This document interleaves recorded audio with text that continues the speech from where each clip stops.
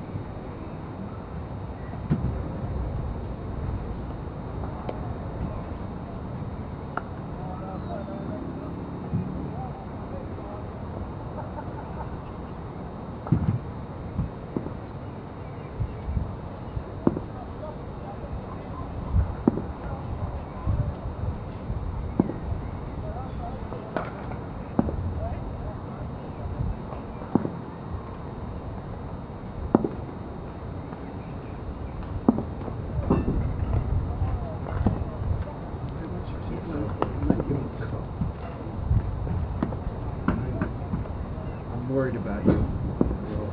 That's what we need fine. It's been very nice that cup. Take it with me.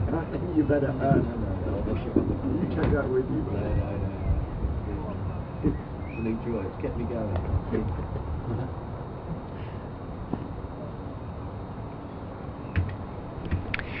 Well, hello from the Uptonsteel County Ground, Grace Road in Leicester. A very, very belated hello indeed from BBC Radio's London and Leicester. Mark Church and Richard Ray bringing you the ball-by-ball commentary on this LV Insurance County Championship match between Leicestershire and Surrey. It seems an awful long time ago when we spoke to you last on Friday evening, I guess it was. Obviously at that stage, Surrey 146 without loss, replying to Leicestershire's first innings score of 496, and of course nothing has changed. We lost all day yesterday, and we've lost the best part of, well, getting on for really 2 sessions today now by the time we're actually getting on to start. We're going to have 48 overs today, and as a consequence, one feels this is going to be just about batting and bowling bonus points. It's been a frustrating old day, Churchy. It has. The only thing I've done since we were last with you is put on about 1.5 stone in eating biscuits. I bought shares in Hobnobs. Yes, exactly. I've gone through quite a few biscuits over the last 1.5 days. But yesterday we came down and there was no chance of any play whatsoever. The ground staff today have worked so hard to get us out there. So, really pleased that we are going to get out there for some cricket today. And as you say, this is now all about bonus points with only the 48 overs left to bowl. It's all about bonus points really for both sides. So still plenty to play for in these 48 overs. But hats off to the ground staff, because as I say, down here yesterday, it was so wet yesterday when we were down here, and they've worked so hard this morning. So well done the ground staff, and it'll still be a very interesting 48 overs today. There've been various suggestions on Twitter throughout the day as to whether there might be an immediate declaration by Surrey, an innings forfeiture by Leicestershire, and then leave Surrey. Would they still need another 350 off 48? Might not be too bad a chase. What would that be? Sort of 6-7 and over really by this stage, and we were sort of playing with figures. We've been playing with figures throughout the day, but on the basis that we weren't entirely sure when we were going to restart. But we're at the point now where any sort of declaration along those lines would only really sort of play into the hands of the batting side on a flat track. And Surrey, I'm sure, would have a darn good dash at anything that Leicestershire were prepared to leave them. But in the circumstances, it is not going to happen, essentially. There has been no declaration by Surrey. Leicestershire warming up on the edge of the boundary ropes in their whites. They are going to continue bowling, and you kind of understand why. Yeah, absolutely. If we got here this morning and it had been dry, then maybe there would have been some chat. But the fact that we've lost a session and a bit already today, then that just condenses the day so much that absolutely, I think there was never going to be any chance of that when we arrived this morning, and it was pretty obvious. I think we weren't going to play any cricket before lunch. So I think, as I say, completely understandable now that both sides are just going to concentrate on these 48 overs. There's still the Burn 76, Stoneman 59, still bowling points up for grabs for Leicestershire. An opportunity for possibly some of the younger bowlers to get a bit more time out there in the middle. Thinking of Barnes on his debut, we'll get some overs today. So yeah, still plenty for both sides to play for. But yeah, I think any thought of putting something together went out the window when everybody woke up this morning and saw it was still raining when we arrived at about 10 o'clock this morning. Yep. Championships have been won and lost for want of a point. And okay, it's a slightly different format this year, but it could be that a couple of batting bonus points, 4 batting bonus points, let's say here for Surrey, will make all the difference in terms of them sort of finishing in the top 2 places to get themselves into the top group and potentially go on and contest the Bob Willis Trophy at the end of the season. Wright, Leicestershire's most experienced seamer is going to take up the attack for the Foxes from the Bennett end. Slightly dark clouds around, and the stewards, who know everything well ahead of us, anything that's going on, you can ask some of the stewards around the Uptonsteel County Ground, are worried about rain at 5. Fingers crossed it isn't. In goes Wright and bowls onto the off stump of Burns, who leans calmly forward and pushes it out into the offside. He will certainly be very keen. This could be an important little passage of play for Burns. If he goes past 3 figures and on and continues to look as good as he did on Friday afternoon and evening, then you know the selectors will take notice of 3 figures. They'll also take notice of the fact if were he not to go to 3 figures again for the 4th time in 6 innings, he's past 50 without going. Well, that's what it would be, wouldn't it? In goes Wright and bowls to him outside off stump. Burns allows it to go through. Yeah, it's an interesting one, isn't it? Because I know exactly what you're saying, but seen enough of Rory Burns this season to know everything's working perfectly well. But for himself as much as anything, just to tick that one off would be good today, really. It's a funny thing, isn't it? People do take notice of sort of 3 figures when they, you know, he's 450 of the summer in 7 innings, so clearly everything is working for him. In goes Wright and bowls to Burns, who shapes to go forward, then goes back when he sees it's just slightly short of a length, shapes back into him a little bit, defends very solidly out into the offside. Yeah, I think in a way it's different. This used to be the thing that they talked about with Rory Burns before he got into the England side, converting. I think slightly different now in the fact that they know him, they know the sort of bloke he is, they know the sort of character he is, but for himself as much as anything, just to get that under your belt would be great for him today.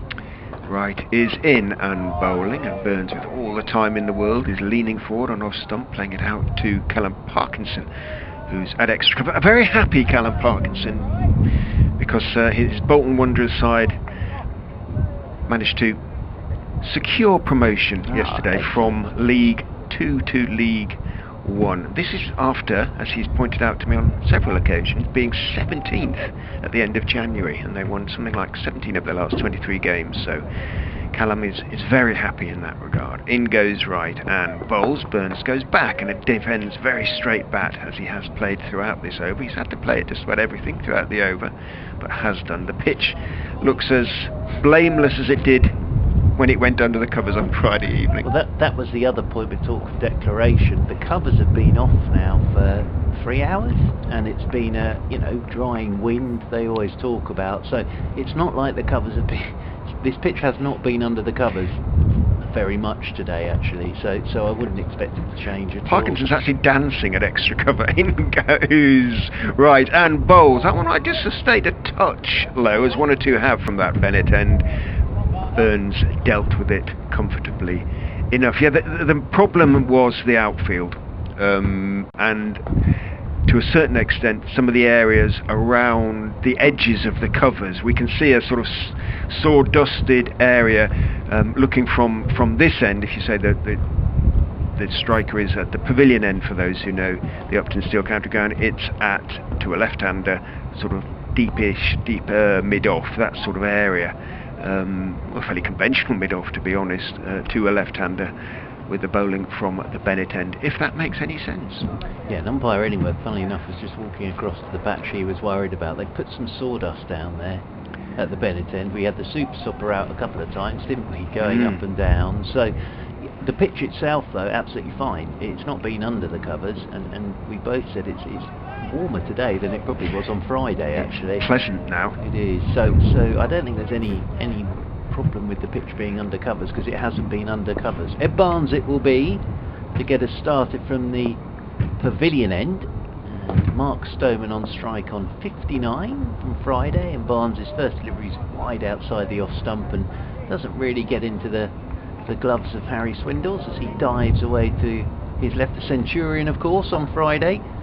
Seems a while ago that we saw Harry Swindles punching the air when he tucked the ball off his hip down to the fine leg boundary rope for 4. I had a nice chat with a couple of the stewards, lovely gentlemen on the main gate yesterday about that, and they were absolutely delighted for Swindles being a Leicester boy. They were absolutely chuffed to bits for him, as Over the wicket comes Barnes, and that's wide again, outside the off stump, and Stoneman has absolutely nothing to do with that whatsoever. Stoneman in short sleeve sweater, Burns in short sleeve sweater, and I think we knew what was coming when half the players didn't sort of turn up till about 12:30 this morning. They'd obviously have word, don't bother coming before lunch. Yeah, we could have done with that really, couldn't we? Yeah. But there you go. No, well, no, we haven't really been very constructive. And Barnes striding in once again with his slip in his gully. He's into Stoneman, and Stoneman first runs, cuts a short wide one through backward point. That whistles off to the boundary rope for 4, and the 150 comes up for Surrey. So first runs today, first run since Friday, and Surrey 150 without loss. Yeah, that's one of the points Harry Swindle's made when I spoke to him on Friday evening about his maiden century, and obviously being a Leicester boy. But he said, having seen Sam Evans and Lewis Hill both get hundreds this season, 2 other Leicester boys, he wanted to make it a triumvirate. They play very well as Barnes is in over the wicket, short ball, and in behind this goes Stoneman. Pushes this one out into the offside, rolls out there towards cover. And there's no run. Since we were last with you, Nottinghamshire have won again. Gloucestershire have beaten Middlesex. Somerset are looking like they are going to beat Hampshire. Northamptonshire have already beaten Sussex, so there have been some results around the place. They did get out there yesterday at some of the grounds, not too many, but some of them they did. Got out at 5:30 in the Aegeus Bowl yesterday. As in over the wicket again comes Barnes, that's too short, and that's cut away again by Mark Stoneman. Emphatic looking cut shot that from Stoneman. You probably heard the noise of that coming straight out the middle of his bat, and he's cut that away quite beautifully for 4, 154 without loss. It's the first time that Ed Barnes has bowled up the slope from the pavilion end, and Brown said it took him about and Clint Mackay actually also said it took him about the best part of a season to get used to the difference in bowling from one end to t'other here.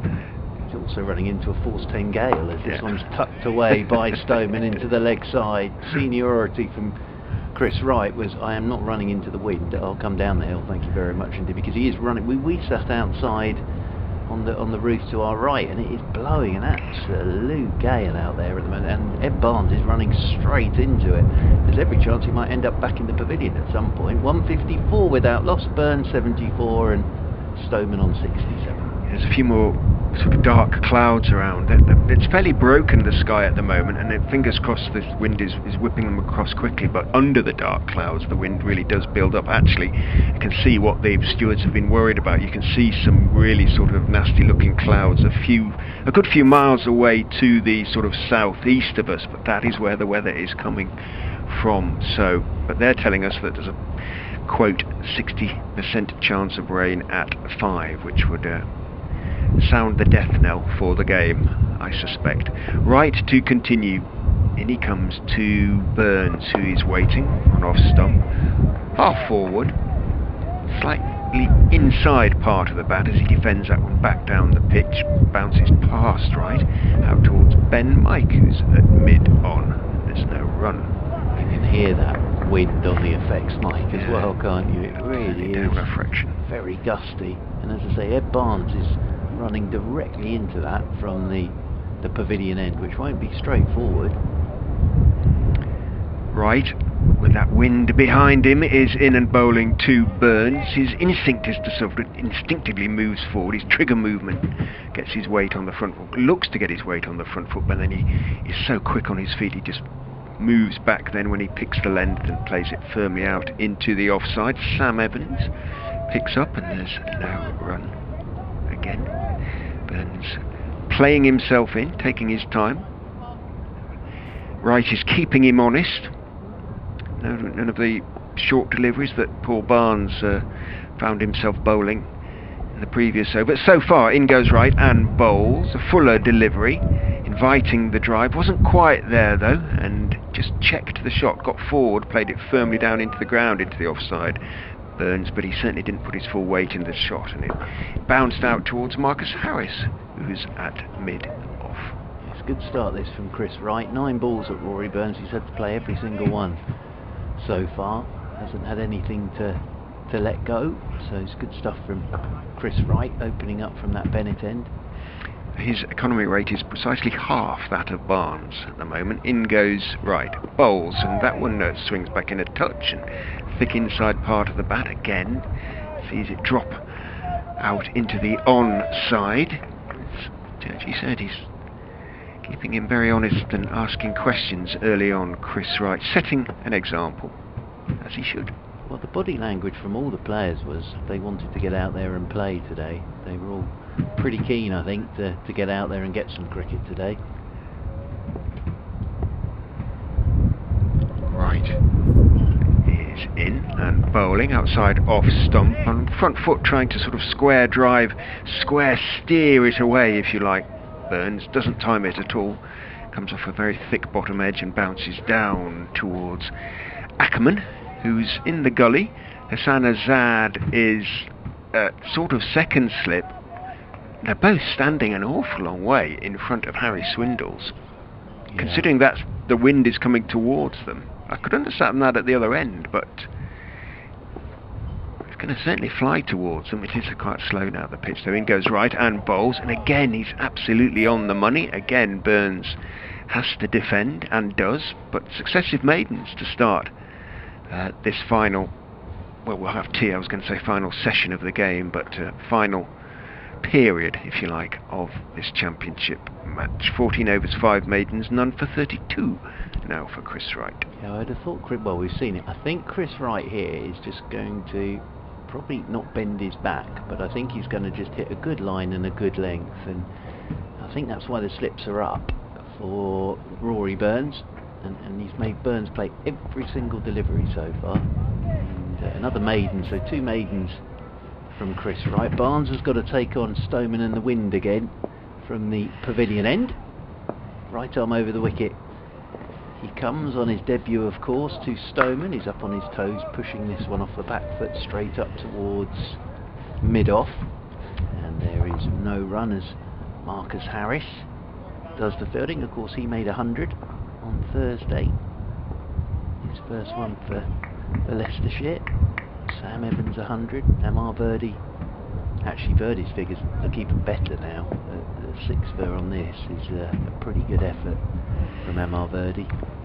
As Barnes over the wicket he comes to Stoneman. It's short again, and this will be cut away for 4 more. He's just struggling with this wind, I think, as much as anything, and as you say, coming up the hill, and he just dropping that in short again and just feeding the Stoneman square cut, really, and that whistles away again to the boundary rope for 4, and Stoneman's on to 71, so he's almost caught Burns up now.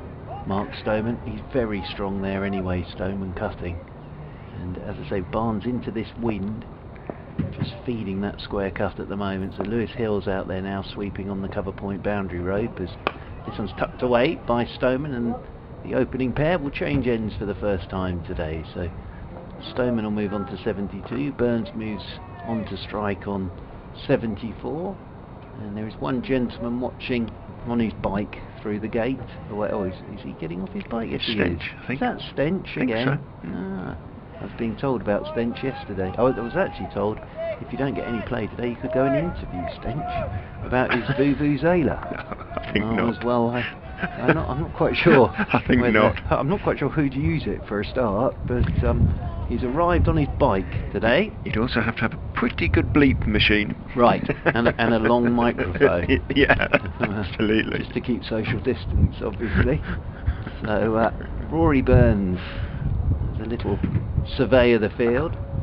I keep thinking it's raining, but it's the water coming off it's the blowing roof, off the, yeah, absolutely. Off the roof of the commentary box. As Barnes is over the wicket to Burns, and Burns covers up, pushes this one out into the offside, and there is no run. But yeah, great shame, because obviously losing a whole day of play yesterday does make it very difficult to get a positive result on a good pitch. But still been plenty to enjoy and admire in this game. Of course, Leicestershire have the next week off, and Surrey are heading to Taunton, where again the forecast isn't looking great, I have to say, at the moment, but keep everything crossed that changes, as Barnes is into Burns, and Burns' first runs of the day, as this is on his legs, clips it away very neatly. Does Rory Burns down towards long leg, and Burns will stroll a single. He moves on to 75, and Surrey move on to 160 without loss here on BBC Radio Leicester, BBC Radio London, and the Leicestershire live stream, of course. So nice to have everybody back with us. Been a bit lonely up here with nobody to talk to. I sent poor Mr. Ray mad, I think, with my conversation. You know, over the wicket comes Barnes, and this is clipped fine again by Stoneman for 4. Barnes just can't get it right from this pavilion end. But as I say, he's running into a gale at the moment. But Mark Stoneman won't complain at all, because he's gone past Burns now. He's on to 76. And Surrey are 164 without loss. He bowled quite a good spell when he opened up. Bowled 5 overs, Ed Barnes, from the Bennett end on Friday afternoon, and they were pretty good. But these two have been these 2 overs he's bowled today have been shockers. Unfortunately, 2 boundaries in each of them, as well as a few singles in that over. So, as you say, struggling to find a rhythm. In goes Wright and bowls outside off stump to Burns, who lifts his bat, lets the ball go through outside off stump. Good lift, but just a fraction too wide in terms of making the batsman play. Yeah, 1 or 2 Leicestershire supporters would have liked to have seen a 350 in 50. 350, I suppose it would have been in 48. Declaration, forfeit, whatever you want to call it. There's not many overs on a flat track to get 10 wickets. In goes Wright, bowls, hit in the air, should be caught. Burns is caught by Callum Parkinson. Got a top edge, he went to pull one, maybe just stood up on him a little bit. And Burns, having played himself in assiduously, or tried to play himself in assiduously this afternoon, saw a slightly short of a length delivery from Wright, might just have swung in a little bit, tried to pull it away, didn't put his full weight into the shot. He was trying to get on top of it. His right knee, his front leg came up, but he got a top edge and it went looping into the air. And Parkinson, not a straightforward catch when the wind is blowing, and he had to turn his back on it, but he never looked like making a mistake. Burns goes for 75. Yeah, I think he was through it a bit early and went straight off the top edge, and an easy catch for Parkinson, just trotting back. So he'll obviously be disappointed with that. Rory Burns comes back shaking his head, gone for 75. It brings Hashim Amla out to the middle off the back of his 215 not out last time, that he was out there for Surrey in the middle against Hampshire last week. Didn't see him again after that because he got a stiff neck, poor fella. But yes, he joins Mark Stoneman out there on 76, and as I say, for Rory Burns, he'll be disappointed as much for himself there as anything, because yeah, everything's working fine really. It's just that getting the 3-figure score as much as anything. But he's letting the ball go nicely, he's looking very solid in defence, and that one, I think the shot was on. I think it was the way Wright had bowled him so far. I think it built up a bit of pressure. I think he was looking sort of just to get his score moving, but the shot was on. He just didn't execute it properly and went straight up in the air, and Parkinson, a very simple catch, just running back from short mid-wicket. So Chris Wright, very good from him this morning. He hasn't conceded a run yet, and he's picked up that wicket of Rory Burns. So very good from Chris Wright this morning, or this afternoon. Yeah, top wicket taker for the Foxes, with his 7-foot last week in the first innings against Gloucestershire, having done those figures no harm at all. In he goes and bowls to Stoneman, the batsman having crossed while the ball was in the air, giving you an indication of how long it was in the air. It did go up quite high. Parkinson had to turn and just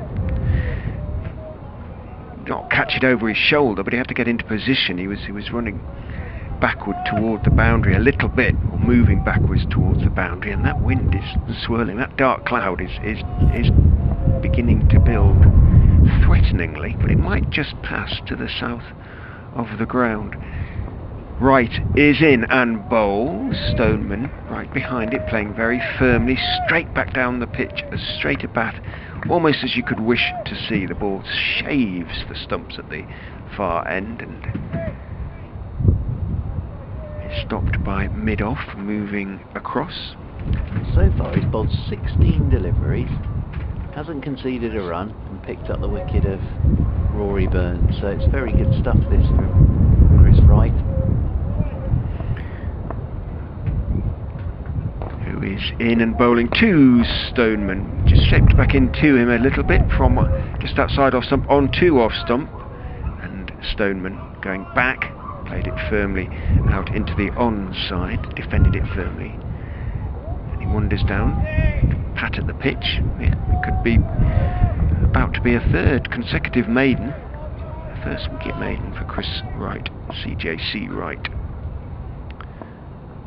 The Baron, as I've heard nobody at all call him, despite what he claims in Who's Who. In he goes and bowls outside off stump, cut, but not quite timed by Stoneman, and as a consequence Alex Evans is able to move across from point, backwardish point, and take it on the second bounce. It was a wicket maiden for Wright. It well bowled him. 164 for 1 then Surrey, and Wright's figures now 1 for 32 from 15 overs. It's getting a little bit dark and gloomy. Well, I was about to say, the one thing we haven't mentioned is the light, of course. If it's going to get gloomy, we can put the floodlights on, but then the umpires might get a bit twitchy about that as well. And Hashim Amla coming on to strike for the first time. So Ev Barnes here will be bowling at Hashim Amla. And our first right-hander. It's the Surrey opening pair, both left-handers. Slip gully, backward point, cover, mid-off, mid-on, short mid-wicket catching, orthodox mid-wicket, and the long leg for the right-handed Hashim Amla in his long-sleeve sweater. As over the wicket comes Barnes to him, right arm over, and Amla studiously pushes this one down into the leg side with the full face of the bat. And the fielding's done by Parkinson.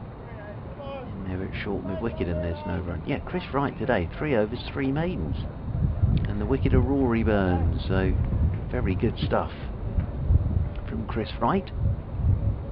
Barnes places the ball in his right hand and then turns just to our right hand side and comes up the slope and over the wicket to Hashim Amla, who's driving thickish edge, and it's whistled away down through a gully region and off towards the tractor, and a bit of width on it, and Hashim Amla went after it knowing there wasn't a gully there.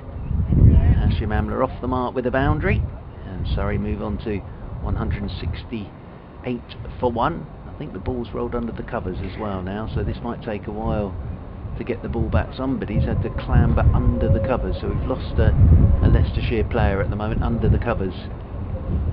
So wait to see who emerges with the ball, hopefully, in a moment. Nobody's emerged yet. I think they're stuck. Been under there a while. Oh, there we go. Is it Sam Evans? It is. Got the ball back now. Good job it's him. He's probably the slightest member of the Leicestershire side. Slimmest, slightest. Not much of Sam. I would have thought that ball's picked up a bit of moisture as well down there now as well. Yeah. So using jumpers on it to get it dry. Over his bat then is Hashim Amla. You can hear that wind getting up again as Barnes is over the wicket to Amla, and Amla turns leg side. That rolls in there towards short mid-wicket. Ben Mike does the fielding. The roof tiles in Richard's commentary box just beginning to play their own tune again as the wind gets up. And, a bit like Celebrity Squares, if you remember that programme, with the roof tiles above us. Barnes, he's got Chris Wright up next to him, so Chris Wright, a bit of advice I would have thought for Ed Barnes. And Barnes is into Amla, and Amla lets this one go outside his off stump on a foolish length, just shaping away a little bit. That wasn't the one with the Les Dawson, was it? No, that was Blankety Blank. Ah, okay. Yes. Celebrity Squares was the one where there was always a celebrity sat in a square, you see. and on a big board. And Okay. then, As the name rather suggests. exactly. Yeah, And then okay. you'd pick your square, and I don't know, Bobby Davro would have the answer or be asked the question. I think it's Okay. along those lines, really. As over the wicket once again is Barnes, and forward goes the right-handed Amla and pushes this one up towards mid-off, and there is no run.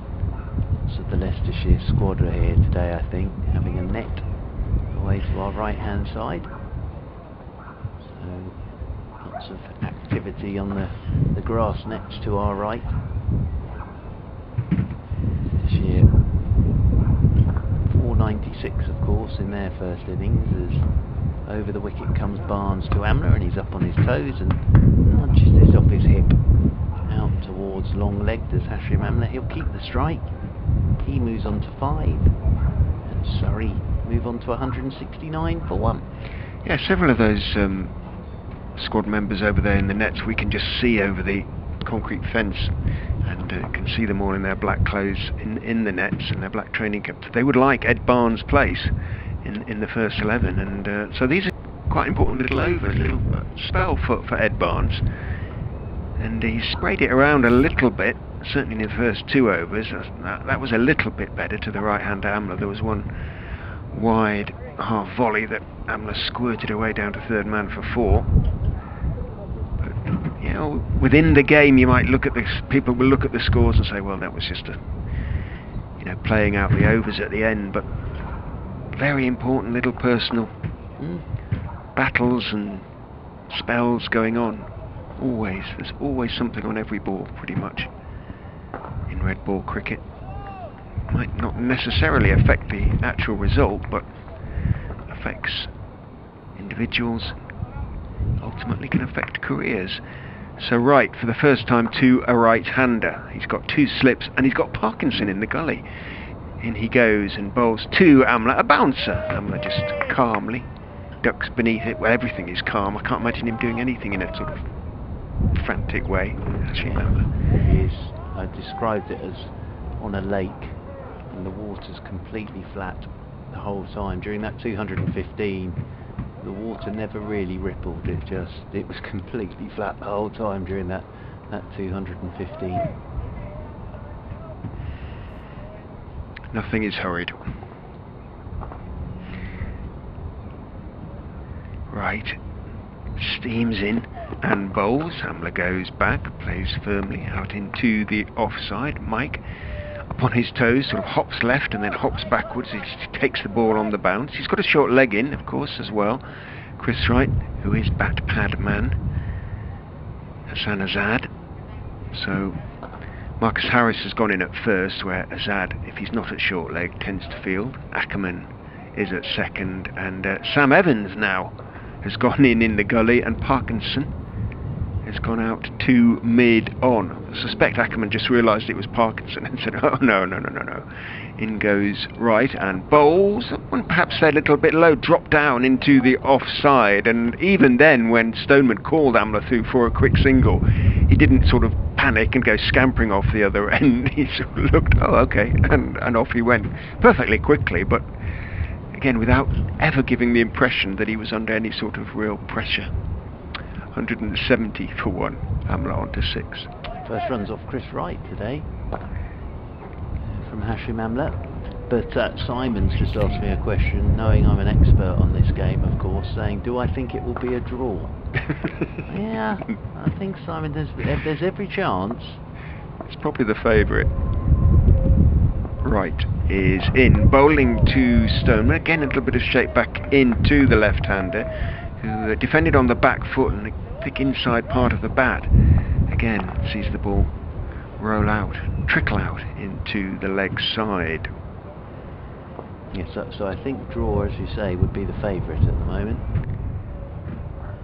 Short follow by, but it would definitely be the favourite at the moment.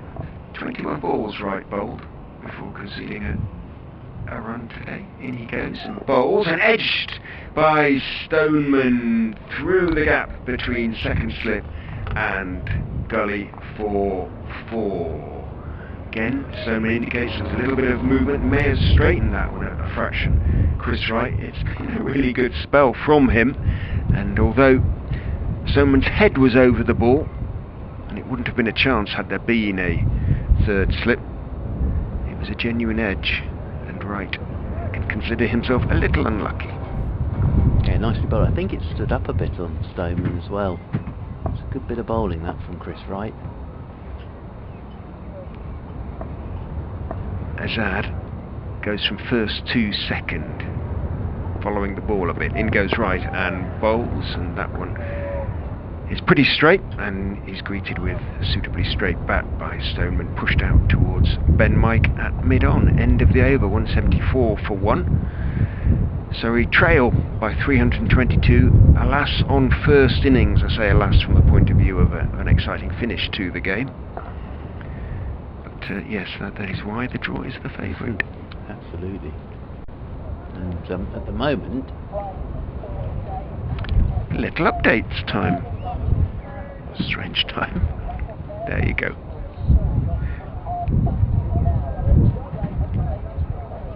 Yeah, we started at 20-3 in the end, with a maximum of 48 overs to be bowled in the game, having lost all day yesterday and a good half of play today. So obviously the game almost certain now to finish in a draw. Leicestershire scored 496 in their first innings.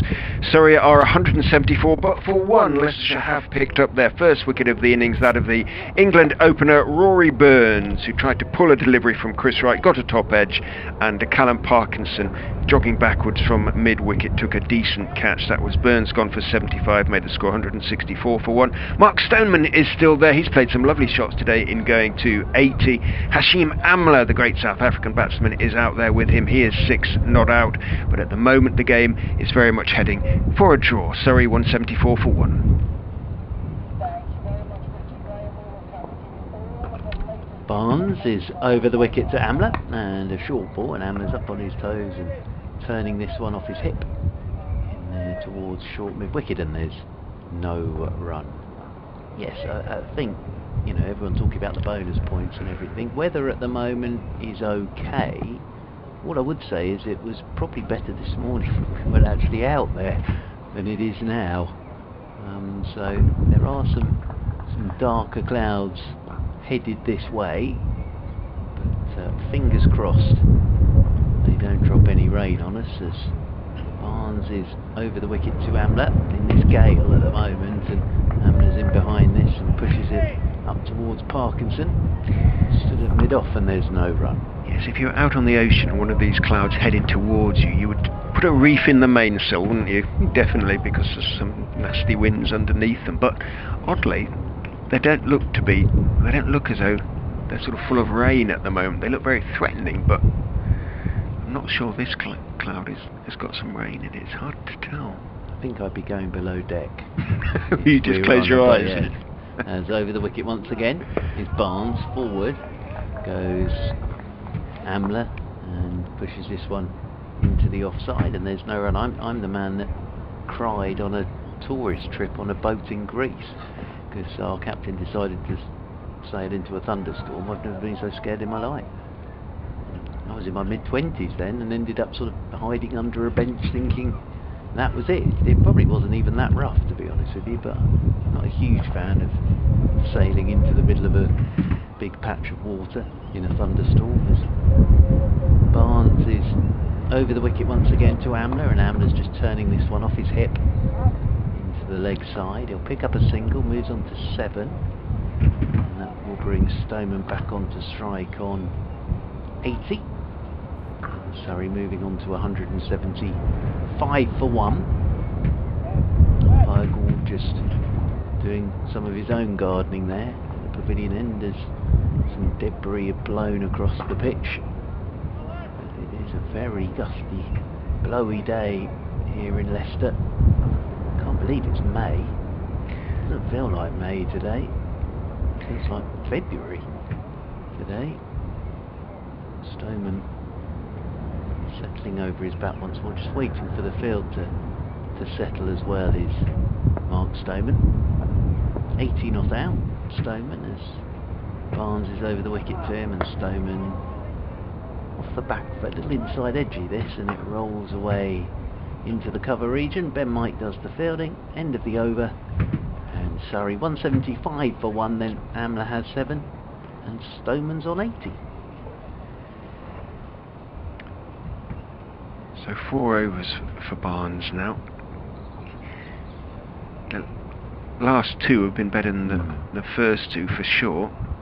I suppose he's getting used to the slope and to a certain extent the wind, but it is sort of gusting, which makes life a bit tricky. Who's stretching their back? It's, yeah, Alex Evans, so he would be the next cab off the rank in terms of seam bowlers. And Ben Mike is also, Parkinson is swinging his arms too, so perhaps they're all trying to send messages to the captain rather than having had the word. Wright, who's been very impressive, is in and bowling, and looking to drive is Amla. Wasn't quite there, so ended up steering it out towards Parkinson, who's the man in the covers. Amla remains on 7. Parkinson bowls another potential loosener. Keeping my eye on Evans as well after he was doing the child's pose in yoga, down on his knees and then 2 hands out in front of him, stretching as Wright is in, bowling to Amla, who is carefully, studiously, he hesitates to say tentatively because he knows so well what he's doing, but he was very careful indeed there, just leant forward and dabbed it out into the offside. Yeah, it's the sort of minimum of movement really, isn't it, from Hashim Amla. Plays the ball so late. Right, still having only conceded 1 run today is in, no he hasn't, because there was the 4 down to the 3rd man, wasn't there, as that one is pushed out off the back foot by Amla towards point, and Lewis Hill moves across and cuts the ball off.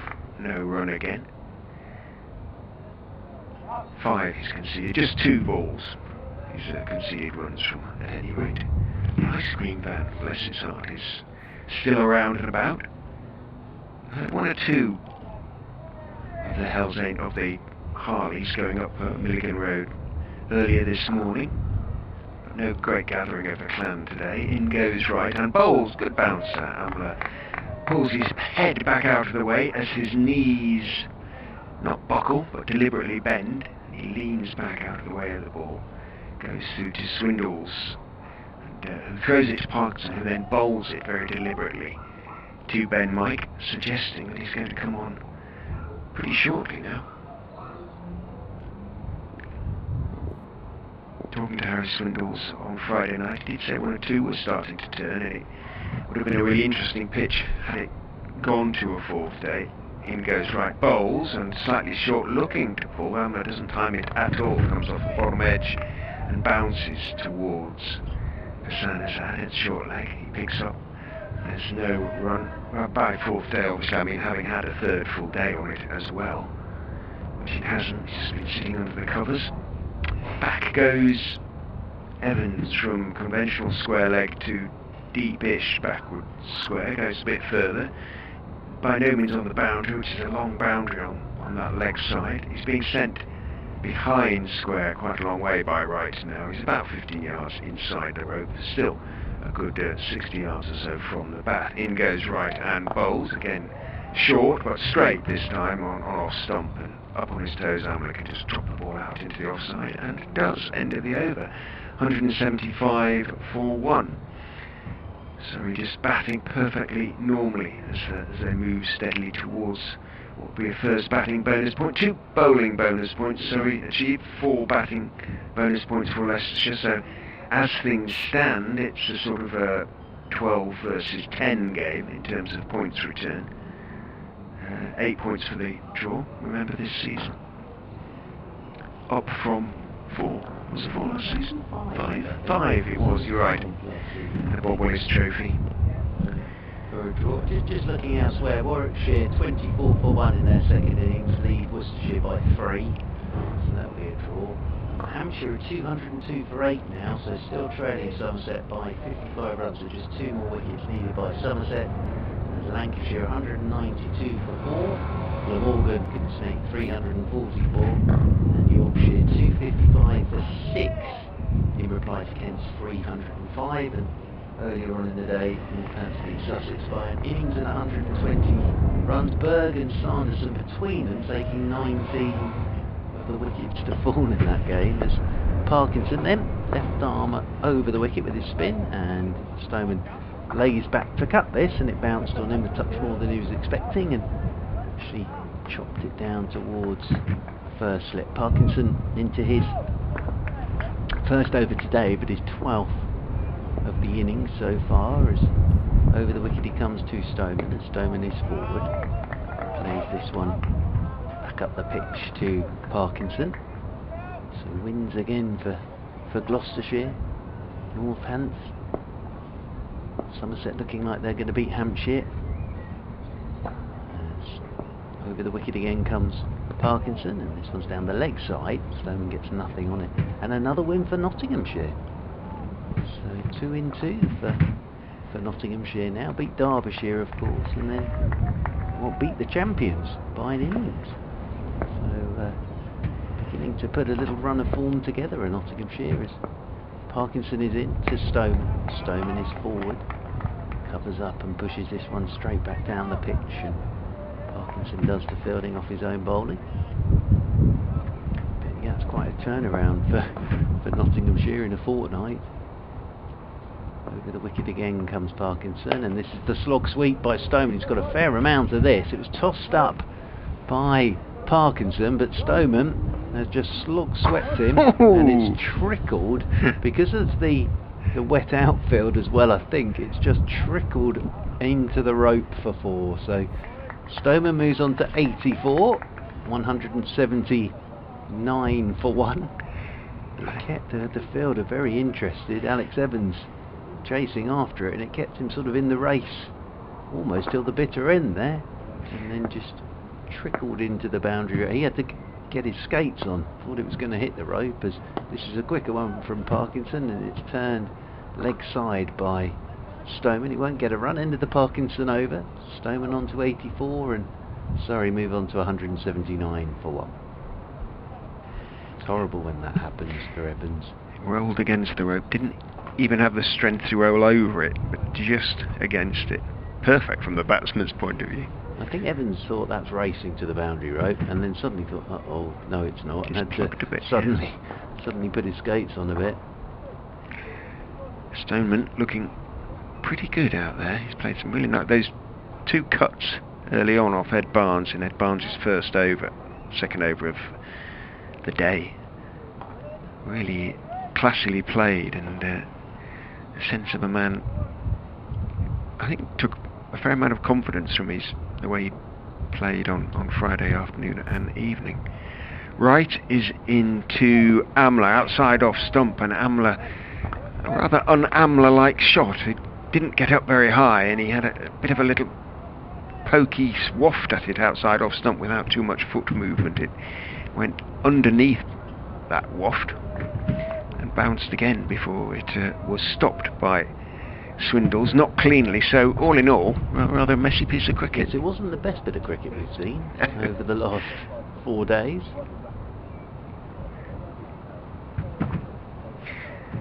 Right, in again to Amla, straight and turned just past Hassan Azad, and there's a half shout as it goes to the left, past the left hand of the short leg, out towards mid-wicket. Alex Evans gets to the ball.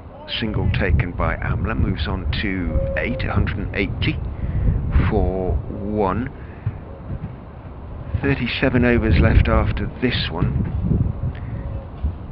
Maximum batting, well, they theoretically could target 350, which would be 4 batting bonus points. I think what Surrey have got is obviously they've got Ollie Pope there, who scores quickly anyway, and then they can, if they're getting near something, they can always rejig the batting order. You've got your Overtons and your Jordan Clarks. Jamie Smith is obviously an aggressive player by nature as well, so they could sort of bump people up and down if needs be.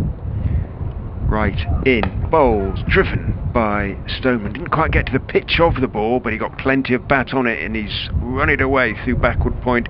Evans in pursuit is not going to win the chase. The ball crosses the ropes a yard or two ahead of him and runs another yard or two beyond them, and Stoneman picks up 4. Well, there was just a whiff of aggression about that shot. As I say, he wasn't quite at the pitch of it. He went through with it, got his head over the ball, got enough on it, bat on ball that is, to crack it away. Wide of Evans. If he's going to bowl next, he'll probably replace Wright. That was a good way of warming up. Indeed, he's going to have to do a bit more jogging as Wright waves him away towards deep backward point. Ackerman goes out to the gully. No slip in. In goes Wright. Bounces Stoneman. It doesn't get up. He rather ducks into it. It hits him on the body, then runs down to the boundary at third man for 4. He's okay. He's fine. Hopefully he's got some padding on there, sort of side of his torso. And 4 leg byes are signalled. Absolutely no indication whatsoever anything is out of the ordinary from Mark Stoneman there.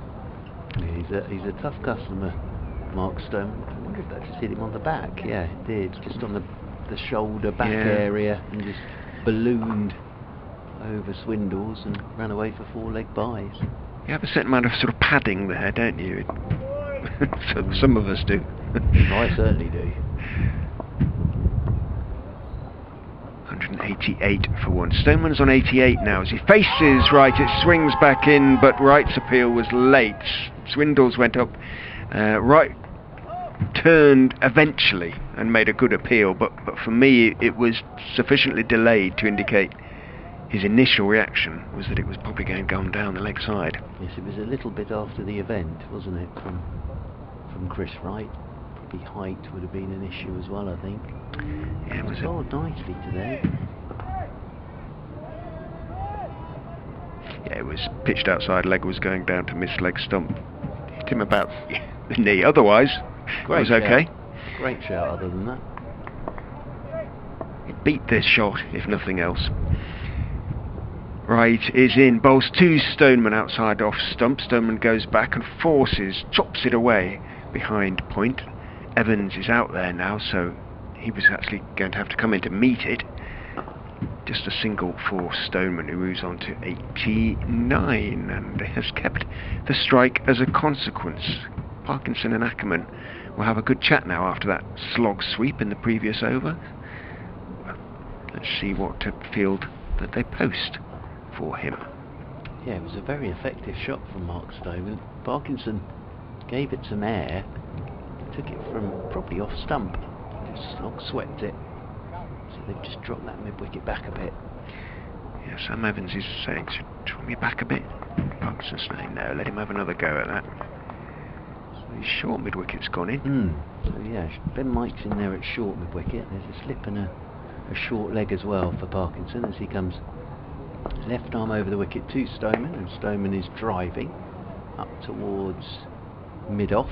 And there is Chris Wright to do the fielding. Seen a lot of the ball today is Chris Wright. Stood up there at mid-off. Toss that right up, I like that. Parkinson's over the wicket once again. And there's that slog sweep again from Stoneman. Hits the bottom edge, hits the front pad, and then just trickles to Ben Mike in there at short mid-wicket. He's showing enough aggression to make me think that sort of 350 is in the mind. Yes, I think it's the way he normally plays the spinner. He's driving his Stoneman. It's rolling out to Barnes. In there at extra cover. And Mike's still whirling his arms in there at short mid-wicket, looking like he's getting ready for a bit of a bowl today.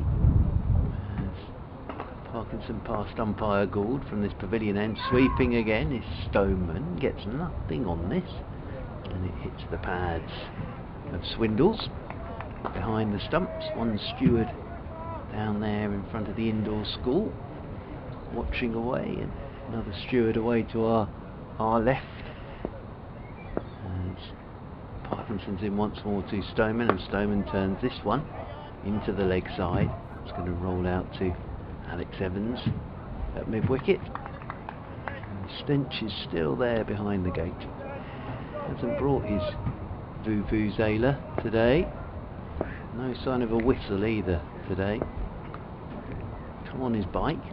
And over the wicket again goes Parkinson. Oh, slog sweeping again. It's Stoneman. That one's gone past the outside edge, I think, of Stoneman's bat. Nice bit of bowling from Parkinson. Just gave that a little bit more air, I think. It is. Good maiden over. Yeah, very well bowled. Stoneman was already slog swept one before, but that last one couldn't have been too far away from the edge of his bat. End of the over, and 189 for 1, sorry. Amla and Stoneman in long conversation in mid-pitch. 36 overs min-rem, minimum remaining. Yeah, just watching that last ball again. A couple of inches outside off stump, but not quite as close as Parkinson's hands to face walking away in agonised disbelief might suggest, but almost. Well bowled, Chris Wright. That was a pretty good spell from him today. Picked up a big wicket. Big wicket in terms of the quality of the batsman, is what I mean there. Ben Mike down the slope with the wind behind him from the Bennett end, bowls a high loopy bouncer, and Amla just calmly ducks, and Swindles trying to take it two-handed in front of his nose. Doesn't. It bounces off the end of his gauntlets, happily for him, just down more or less at his feet. Probably because the ball was sort of heading down as well as towards him. The dark cloud is passing away to the east of the ground, happily, as Mike is in, bowling to Amla. Again, not too much foot movement, just dabs at the ball. Runs out towards backward point. Lewis Hill is there, and there's no run. Updates. 189 for 1 now. Sorry, it's all about batting or bowling bonus points in terms of what both sides are going to get from the game. Mark Stoneman, though, is going on, looking as though he's going to go on and score his first century of the season. He's 89 not out, looking very good indeed. Hashim Amla is 8 not out. There's been a very good spell from Chris Wright for Leicestershire this morning, picking up the wicket, for this afternoon even, picking up the wicket of Rory Burns, the England opener. Otherwise, a little bit going through the motions. Surrey 189 for 1.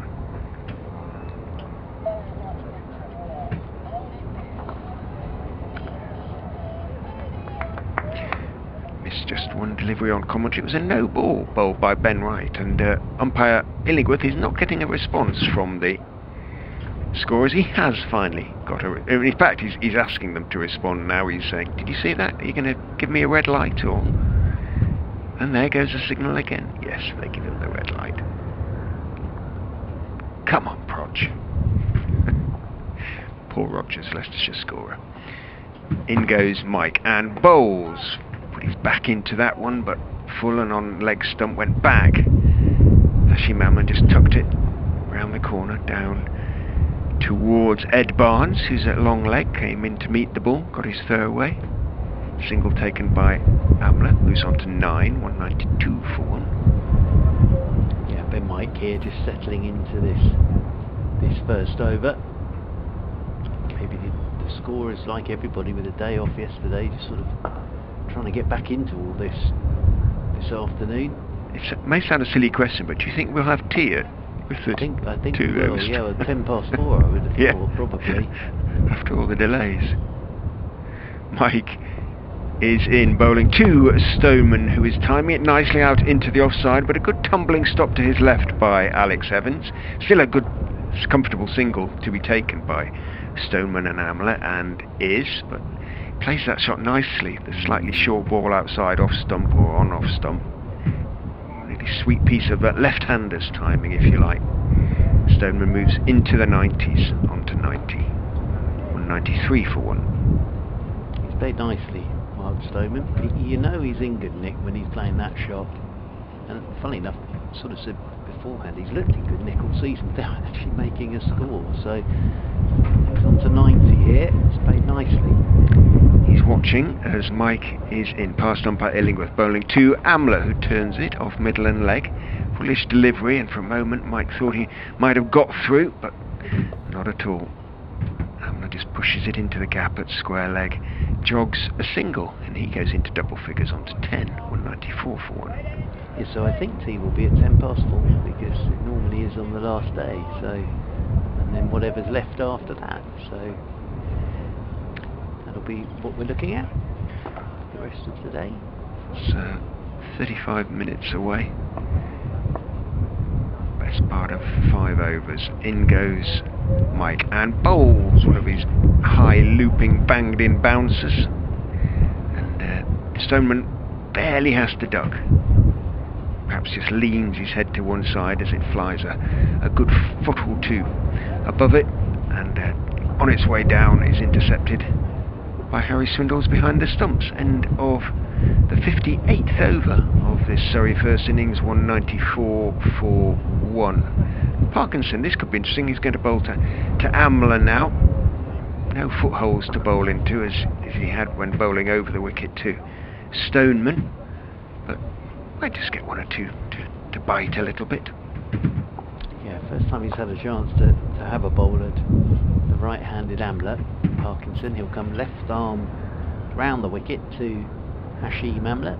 Has 10 to his name as Parkinson's in, and Amla steering this one past the diving slip Ackerman, who got a hand to it. It was a bump ball, got a hand to it, took a bit of pace off, and they pick up a single. That will bring Stoneman back onto strike on 90. Amla's moved on to 11. Surrey 195 for 1, so 5 runs away from what would be a first batting point for Surrey. Stoneman waits for Parkinson as Parkinson's into him. Paddle sweep from Stoneman, hitting the pad outside the line. It runs down towards short fine leg, and whistle being blown somewhere outside the ground now. So I think we may hear a bit of the whistle being blown this afternoon as over the wicket goes Parkinson and forward goes Stoneman. Sounds like we're in Barcelona at the moment. There's a Grand Prix there. Lots of sound of cars or bikes coming across in the wind. Stoneman 90 from 187 deliveries as Parkinson's into him, and Stoneman is forward, pushing this one straight back up the pitch. Parkinson does the fielding off his own bat. There's no run. Umpire Gould practicing his golf swing there, I think. Down at this pavilion end, everything's rattling now as Parkinson was about to deliver that, but because the wind's got up, I think it just sort of blew him slightly off his delivery stride from this pavilion end.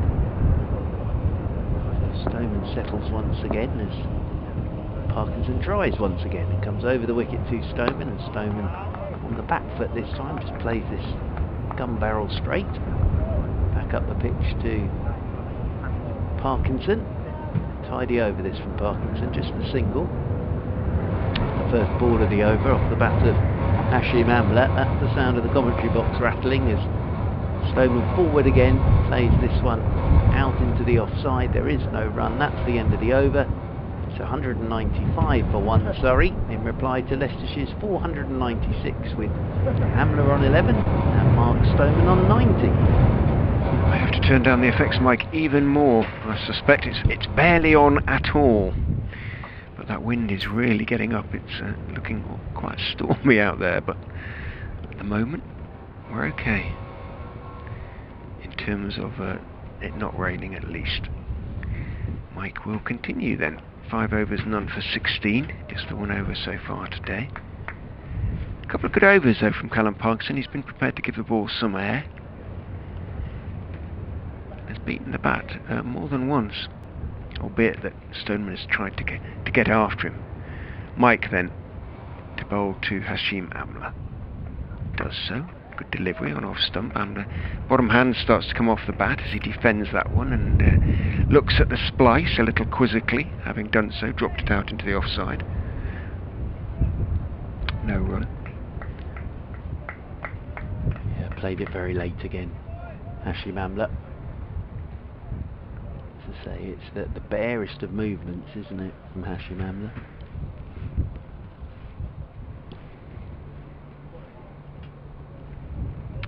Mike is in and bowling. Again, a good delivery on off stump. Again, Amla is very careful. Just leans towards it, plays it with an angle back down towards the gully. Ackerman moves smartly round to his right to cut it off. Yeah, again, I think we're seeing why there weren't declarations or anything, because this pitch, again, nothing's really happening for the bowlers. Still a very good pitch to bat on. I think Surrey would have been quite happy chasing on this today.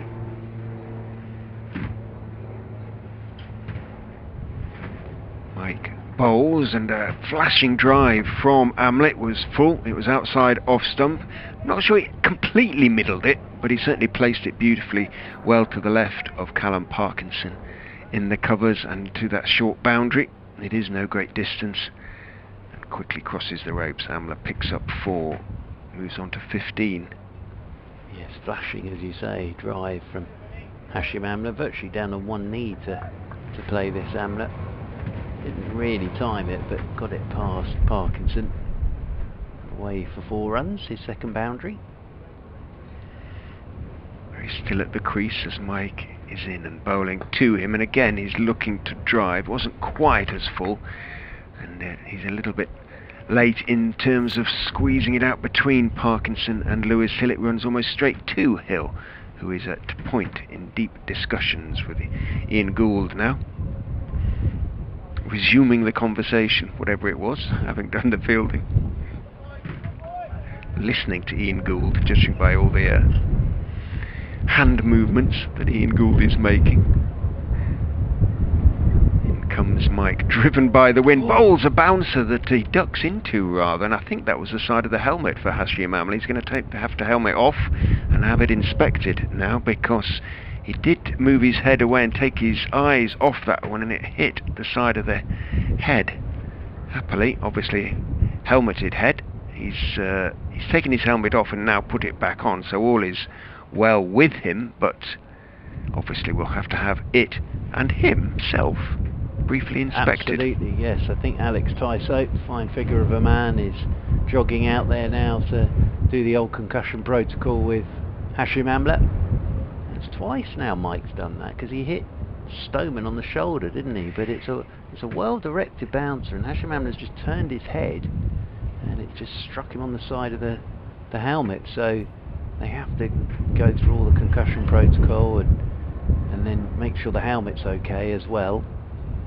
He's got quite a sharp bounce when he gets it right, Ben Mike, and it sounds horrible to say, but he did get it right on that occasion. I don't mean because he hit the helmet, but a couple of times today he's bowled a big loopy thing that's gone miles over the head, but...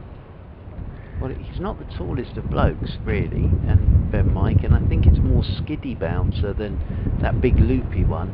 And I think it just gets onto the batsman quicker than they're expecting, and I think that did with Hashim Amla as well. You know, he's one of the world's best batsmen, and just getting a concussion protocol here from Alex Tysope.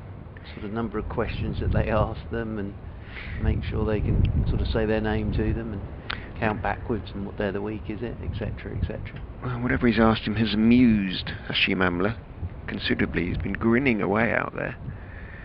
And here comes the umpire to have a chat as well. Almost looks like umpire Gould's taking the concussion test as well. But Hashim Amla's okay, I think. They're just checking the helmet as well. If there's anything wrong with that helmet, they'll change it. But I think the helmet's okay. I think Hashim Amla's okay. I think we'll be underway again in a sec. Will Jacks has brought a drink out for Mark Stoneman and some gloves, and Alex Tyso's still just doing a few tests on Hashim Amla, but I think he's happy he's okay. Yes, and he'll come jogging back now, so Amla are okay to continue. Quite rightly taking their time over all of that and making sure that everything's hunky-dory for Hashim Amla. Yes, it just seemed to get onto him a bit quicker than he thought and duck straight into it, Hashim Amla. was able to follow the physio's finger as it went to and fro in front of his face anyway. Mike then, to continue. Amla takes guard, and Mike comes in and bowls another bounce that he ducks out of the way of. Again, it wasn't so very far away from his helmet. It wasn't quite as sharp or as short as the previous one. And that, ladies and gentlemen, I think is going to be tea, is it? Yeah, we are at 32 overs. So yeah. That I thought it would be 10 past 4, but there we go. We're now off for tea. We're at, 33. Take that one off, 32 now. Have they taken it? Yeah, not yet. 32 so, overs. Yeah, 32 there we go. overs, so that's tea. So I was just getting into that. We're off again now. It does seem a bit silly, doesn't it? We've had 16 That's overs, cricket. having waited for so long. We have an hour's play, and then the players leave the field to go and have a cup of tea. That's cricket. That's cricket all over. You can't Sorry, folks. you can't move your sandwiches. That's the thing. So there we are. That was it. Well, at least it was cricket for however long we were out there for. But yeah, well bowled Chris Wright. Very good spell from him, and Stoneman 10 away from 100, so a bit to keep an eye on after tea. But yeah, Surrey 1 run away from a batting point. 53 runs added in 16 overs for the loss of 1 wicket, and well,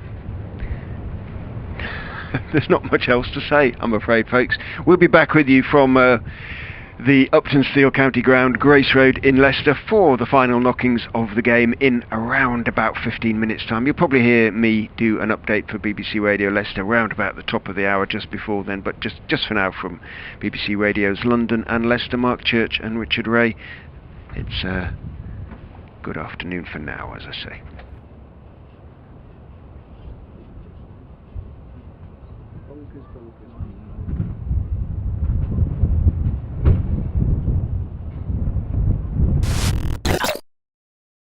Once again, with his slip in his gully, he's into Stoneman, and Stoneman first runs, cuts a short wide one, through backward point, that whistles off to the boundary rope for Piers bowlers. Here's in over the wicket again, comes Barnes, that's too short, and that's cut away again by Mark Stoneman. Birdie, as Barnes, over the wicket he comes, in over the wicket comes Barnes, and this is clipped fine again by Stoneman for 4. Barnes just can't get it right from this pavilion. Wickets, in goes Wright, bowls, hit in the air, should be caught. Burns is caught by Callum Parkinson. Got a top edge, he went to pull one, maybe just... And over the wicket to Amla, who's driving, thickish edge, and it's whistled away down to... Edged by Stoneman through the gap between second slip and gully for 4. Again comes Parkinson, and this is the slog sweep by Stoneman. He's got a fair amount of this. It was tossed up by Parkinson, but Stoneman has just... Right in, bowls, driven by Stoneman. Didn't quite get to the pitch of the ball, but he got plenty of bat on it, and he's run it away through backward. Mike bowls, and a flashing drive from Amla was full. It was outside off stump. Not sure he completely middled it, but he certainly placed it beautifully well.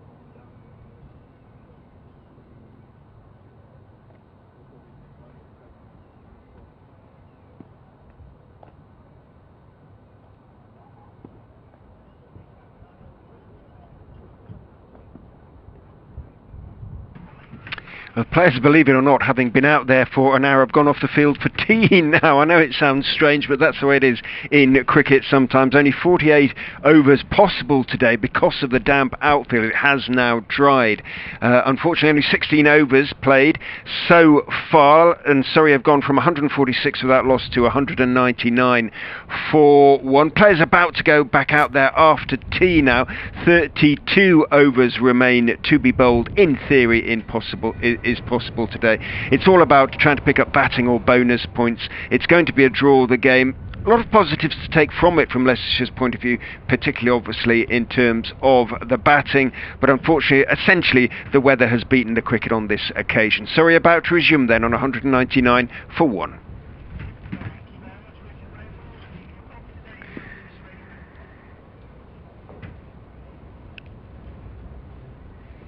Well, good afternoon again from the Uptonsteel County Ground, Grace Road in Leicester, for the final time in this LV Insurance County Championship match between Leicestershire and Surrey. Ball by ball commentary brought to you by BBC Radio's London and Leicester. Mark Church and Richard Ray, your commentators. It's been a curious last 2 days, curious in that obviously no play at all possible yesterday and just 48 overs maximum today as a consequence of the rather damp outfield. I'm happy to report, however, that the weather, having looked pretty threatening throughout much of the afternoon session, or what we had of it, 16 overs, is now sort of cleared up rather, and it looks set as fair as it has done for much of the day. Still plenty of dark cloud around, but happily the worst of it has passed the ground. So we are going to get a certain amount of meaningful cricket this afternoon, meaningful for the participants, that is for sure. Certainly for Mark Stoneman, who's coming back to the wicket on 90 not out, accompanied by Amla, who is 15 not out, and for the Leicestershire bowlers, Parkinson will continue, the left-arm spinner from the pavilion end. 199 for 1, Surrey still 297 behind, but just 1 run away, Churchy, from the first batting bonus point, and who knows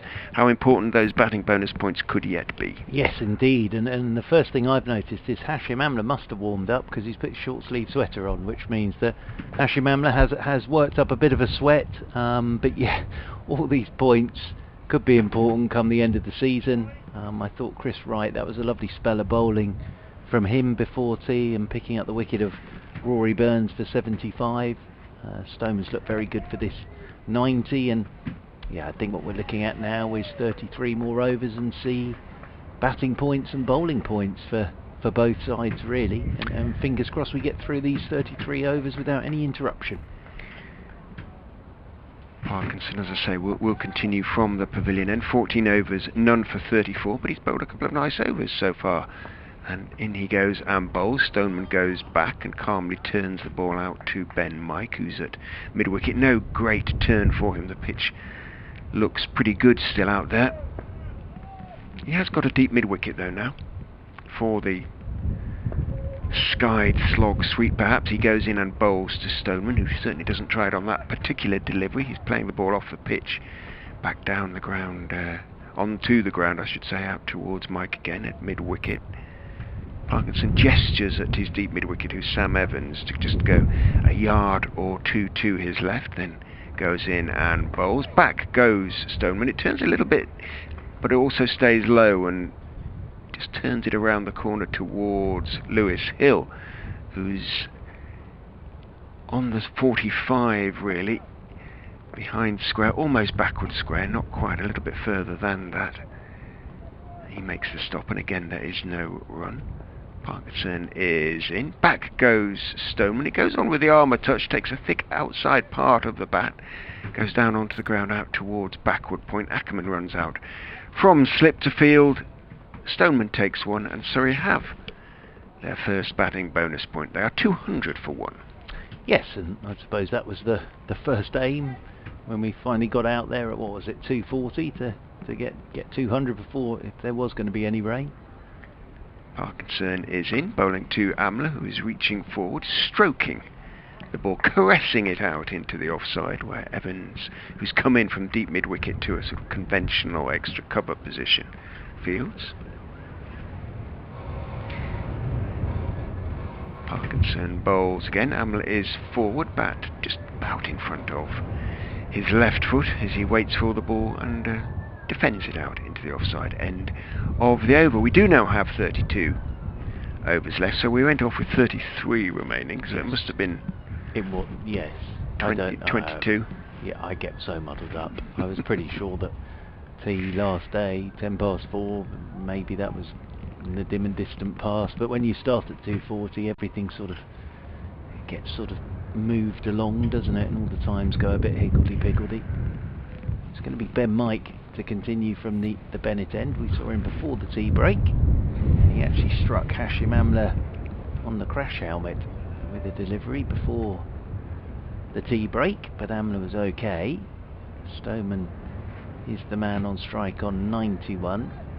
There is a slip and a gully in there for Mark Stoneman, and the short leg. Azad is under the helmet at short leg, Ackerman at slip, Harris is in the gully, Swindles of course with the gloves on, and Ben Mike from the Bennett end is coming charging in to the left-handed Stoneman, and Stoneman drives back down the pitch, and Ben Mike gets a hand on this, takes some of the pace off it, and it potters up towards Chris Wright, stood up there at mid-on.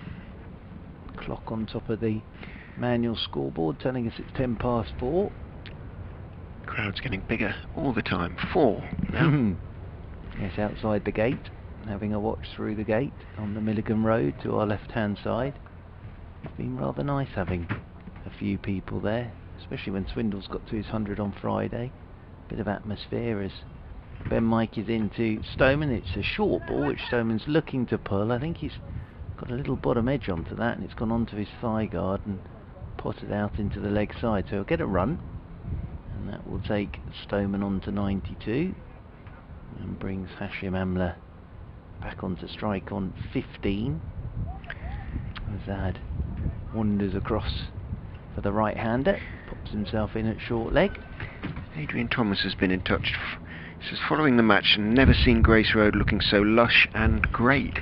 He says it certainly looks lush. Over the wicket once again then comes Ben Mike, and forward goes Amla. Good length ball. Again, minimum of movement from Hashim Amla. But the key thing is the bat sort of ends up in the right place at the right time, and that rolls away into the offside. Yes, any news regarding spectators at the Middlesex and Gloucestershire matches? Well, certainly they'll be permitted, as a certain number of them. May the 17th is the key date when Leicestershire actually are at Hampshire. But you'd have to contact the club directly. Are Leicestershire members guaranteed tickets, or don't you have enough socially distanced spaces to do that?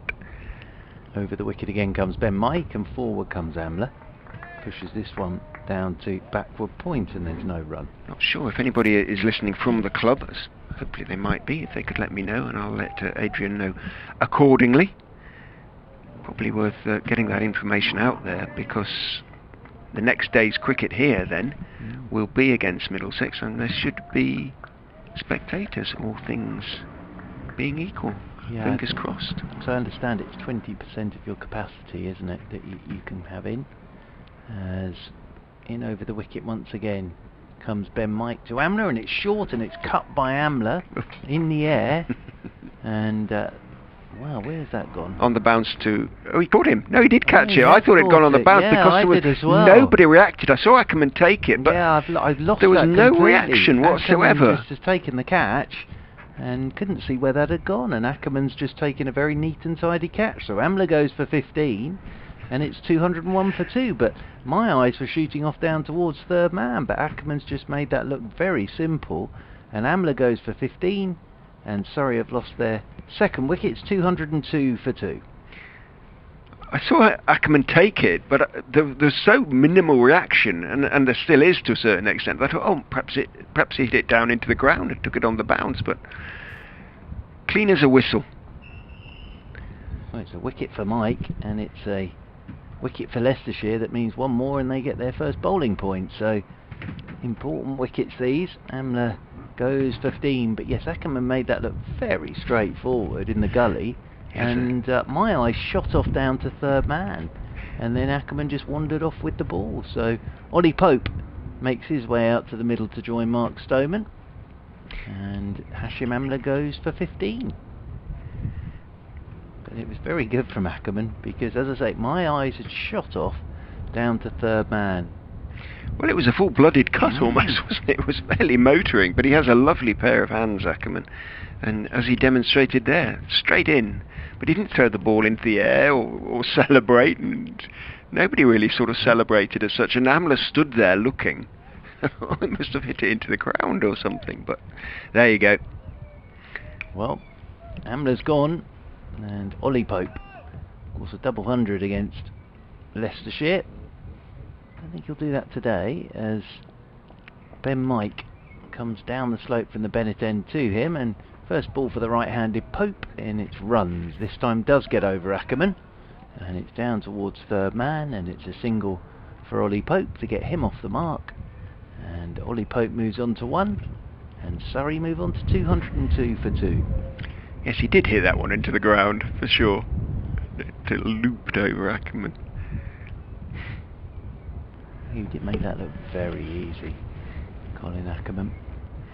As I say, I was looking down towards third man, and then there was Ackerman with the ball just walking back to Ben Mike, and Amla sort of stood there for a second and then turned around and wandered off. Can Leicestershire pick up one more, pick up a bowling bonus point? Oh, Marcus Harris is windmilling his arms. I can't believe he's going to have a bowl, but in goes Parkinson and bowls to Pope, who's already busily looking for a single as he pushes that one out into the offside, but then you heard him call no to his partner Stoneman, send him back, averaging over 100 at the Oval this season, Ollie Pope. Absolutely. And averaging over 200 against Leicestershire. So in goes Parkinson, bowls well on off middle stumps. Forward goes Pope, just pushing it out into the offside. No run. Yeah, he did play very nicely 3 weeks ago, coming off the back of 100 as well against Hampshire last week. Parkinson is in, bowling, a couple of steps down the wicket, plays it firmly back down the pitch to Parkinson, who just starts to gesture as though he's going to hurl the ball at the stumps, and Pope runs around, so to speak, 180 degrees and jogs back into his crease just in case. Parkinson is in again, brings Pope forward, pushing it out into the offside. Harris is a little bit slow getting to the ball, throws on the bounce to Swindles, who demolishes the leg stump, but Stoneman had made his ground comfortably. Yeah, Swindles has made a real mess of those stumps, hasn't he? But Stoneman was home safe and sound, so umpire Edingworth will have to come and pop the leg stump back in now and pop the bails back on.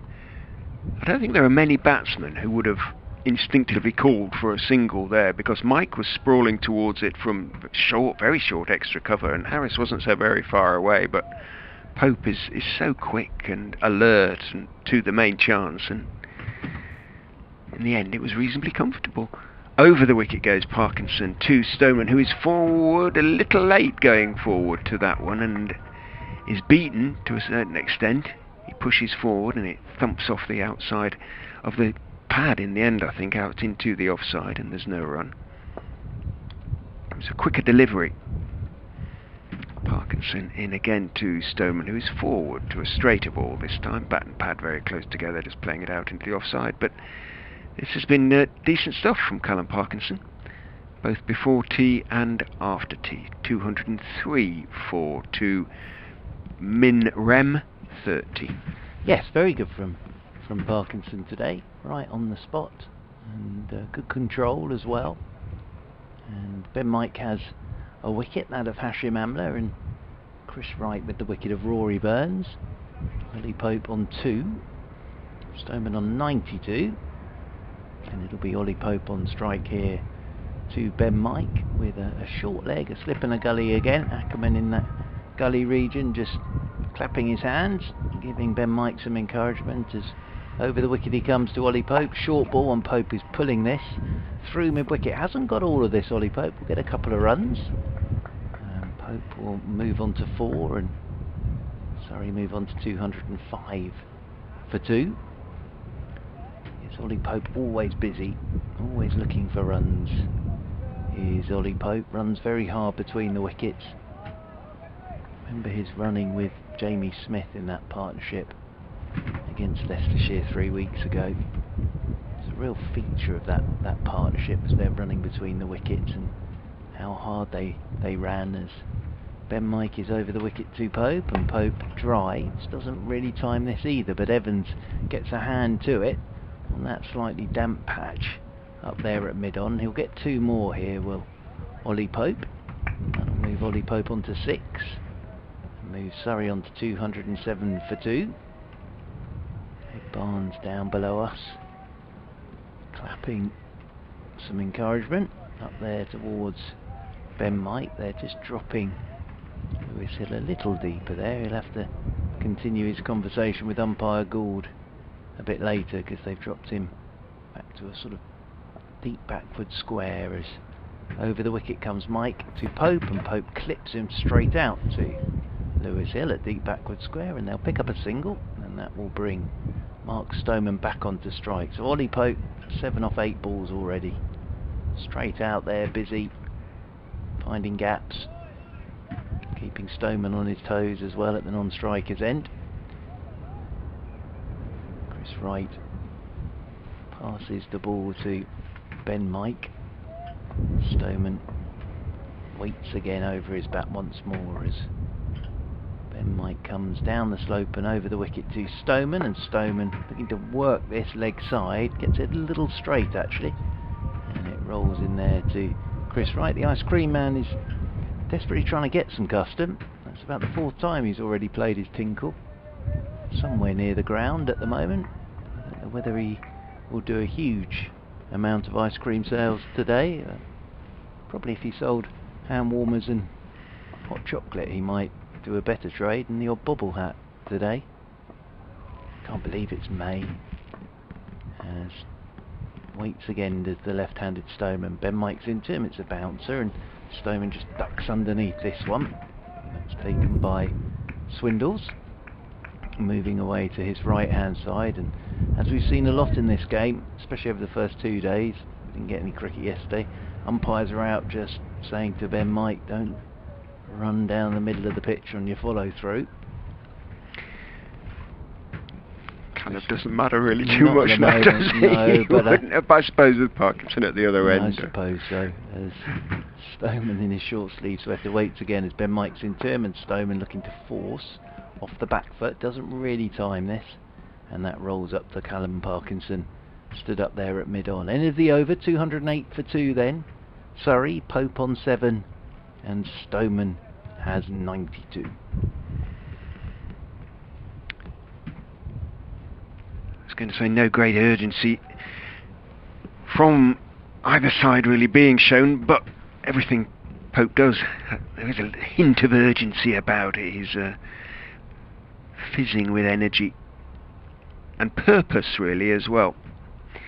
He waits now with bat raised as Parkinson goes in and bowls to him, just strokes it out into the offside. He looks inquiringly actually at Mark Stone, but I suspect if you bat with Pope then you expect more often than not to be called through, and Stoneman was on his way, and it was a good call as well, because Hill running across from backward point couldn't get there, and in the end it was Sam Evans moving across from cover who made the stop, and the single was comfortable enough. Parkinson into the left-handed. Stoneman goes back and cuts, stays a fraction low, so slightly risky just in terms of the height of the bounce, but as we've been saying, and we were saying before tea, he cuts really nicely, and he did time that very sweetly despite the fact the ball didn't get up too high.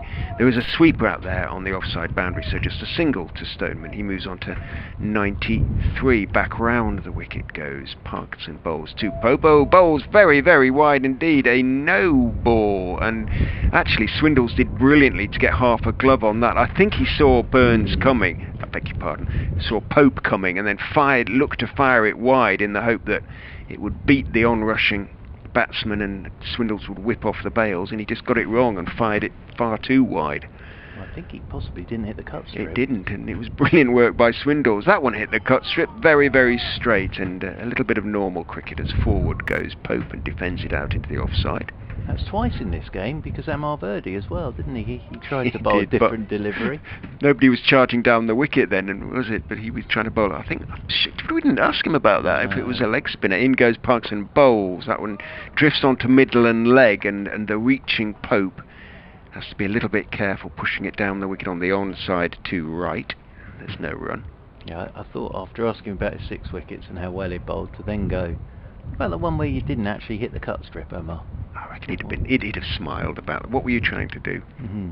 Have you got a leggy in there somewhere? In goes Parkinson, bowls a flatter, quicker delivery, waiting for it. Pope on the front foot, still looking to be forceful, or to be positive, steers it out towards backward point where Lewis Hill fields to his left. No run. Good little battle this between Pope and Parkinson, and waiting for it. He's driving, cross-batted slightly, just outside off stump, looking to hit the ball in out. Squirts it out to Sam Evans in the covers. End of the over. Say, a fun little battle. Pope has 8. Stoneman has 93, Surrey 212 for 2. Yes, and Ollie Pope. I'm going to just let Parkinson bowl at him, trying to find gaps and manoeuvre the ball. 28 to go today. I suppose we'll get those in if the weather holds, rather than shaking of hands at 5, as we've stayed here for this long, and both sides wanting to pick up some points. As Stoneman on 93, as Ben Mike is over the wicket to Stoneman. Short ball again, way down the leg side, and Swindles has to tumble away to his right as Stoneman ducks underneath that one. He's got a good short ball, we've seen that, Ben Mike, but it's the one that's far too short. It's the one that skids onto the batsman, and he hit Stoneman on the shoulder and then hit Amla on the crash helmet as well. So he's got a good bouncer, but it's too short, that one from Ben Mike. As over the wicket he comes once again to Stoneman, and Stoneman's letting him go off a goodish length this time, outside his off stump. Swindles takes that one, moving away to his left hand side. Chris Wright up there at mid on. Lovely spell from him today. Started really nicely from that Bennett end. Did Chris Wright.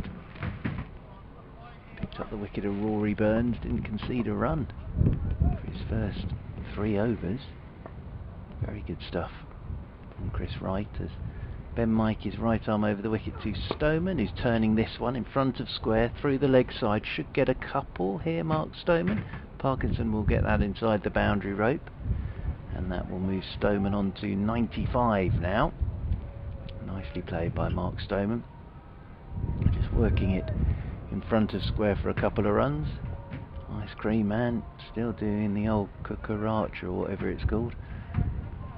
I think that's more of a desperate plea as anything, just to let people know he's around, as now Ackerman comes out from slip and goes into that short mid-wicket position. So temptation for Stoneman to try and run this one down towards third man there now, because there is no slip, just the gully, because Azad has stayed in at short leg. They're going to move deep backwards square, touch to their left in front of the meat, as over the wicket comes Mike, and striving is Stoneman, and it flashes away past Harris in the gully, and with no slips in there, that is down to that third man boundary rope and away for 4. It was past Harris before he even moved. He really went after that, did Stoneman, and that means Mark Stoneman moves on to 99 here. So the slip came out, and Stoneman went after that flashing edge, and Harris, as I say, the hands moved as it went past his shoulder. It was absolutely flying, that one. So Stoneman's on 99. They're going to bring the field up now for Mark Stoneman. So deep backward square comes up to an orthodox square leg, and Ben Mike will come over the wicket once again to Stoneman. A bounce, a loopy old bounce of that over the head of Stoneman. Almost as if to say you can't get a single off that. He's played very, very few false shots in this innings, Mark Stoneman. That was a very, very rare example of one. I just wonder as well if he'd have seen that there was no slip there as well, so I think probably he just saw it outside his off stump and threw the bat at it and absolutely whistled off down to that third man boundary rope as Ben Mike's into him and Stoneman drives. There's the 100 for Mark Stoneman, and it's the first one this summer for Stoneman. It's going to run off down towards third man. He'll come back for 3, but that will mean an awful lot to Mark Stoneman. He's even going to come back for the 4th on the throw. So Stoneman, you can hear how pleased his teammates are for him. Mark Stoneman moves on to 103 of 208 deliveries with 15 fours. And as we were saying, he's looked in good nick all summer without actually making a score. And now Mark Stoneman has his first 100 of the summer. Stoneman's 103 and Surrey are 222 for 2. Yeah, really impressive stuff from Mark Stoneman. And as you say, the pleasure with which that was greeted from the Surrey dressing room, an indication of his popularity therein. Well played indeed. Yeah, I think off the top of my head that's his first one since 2019. Obviously last year there wasn't a lot of cricket. Parkinson continues round the wicket to Ollie Pope, couple of steps down the wicket and then hits him over mid-on for 4. Very straight, just slightly on the leg side.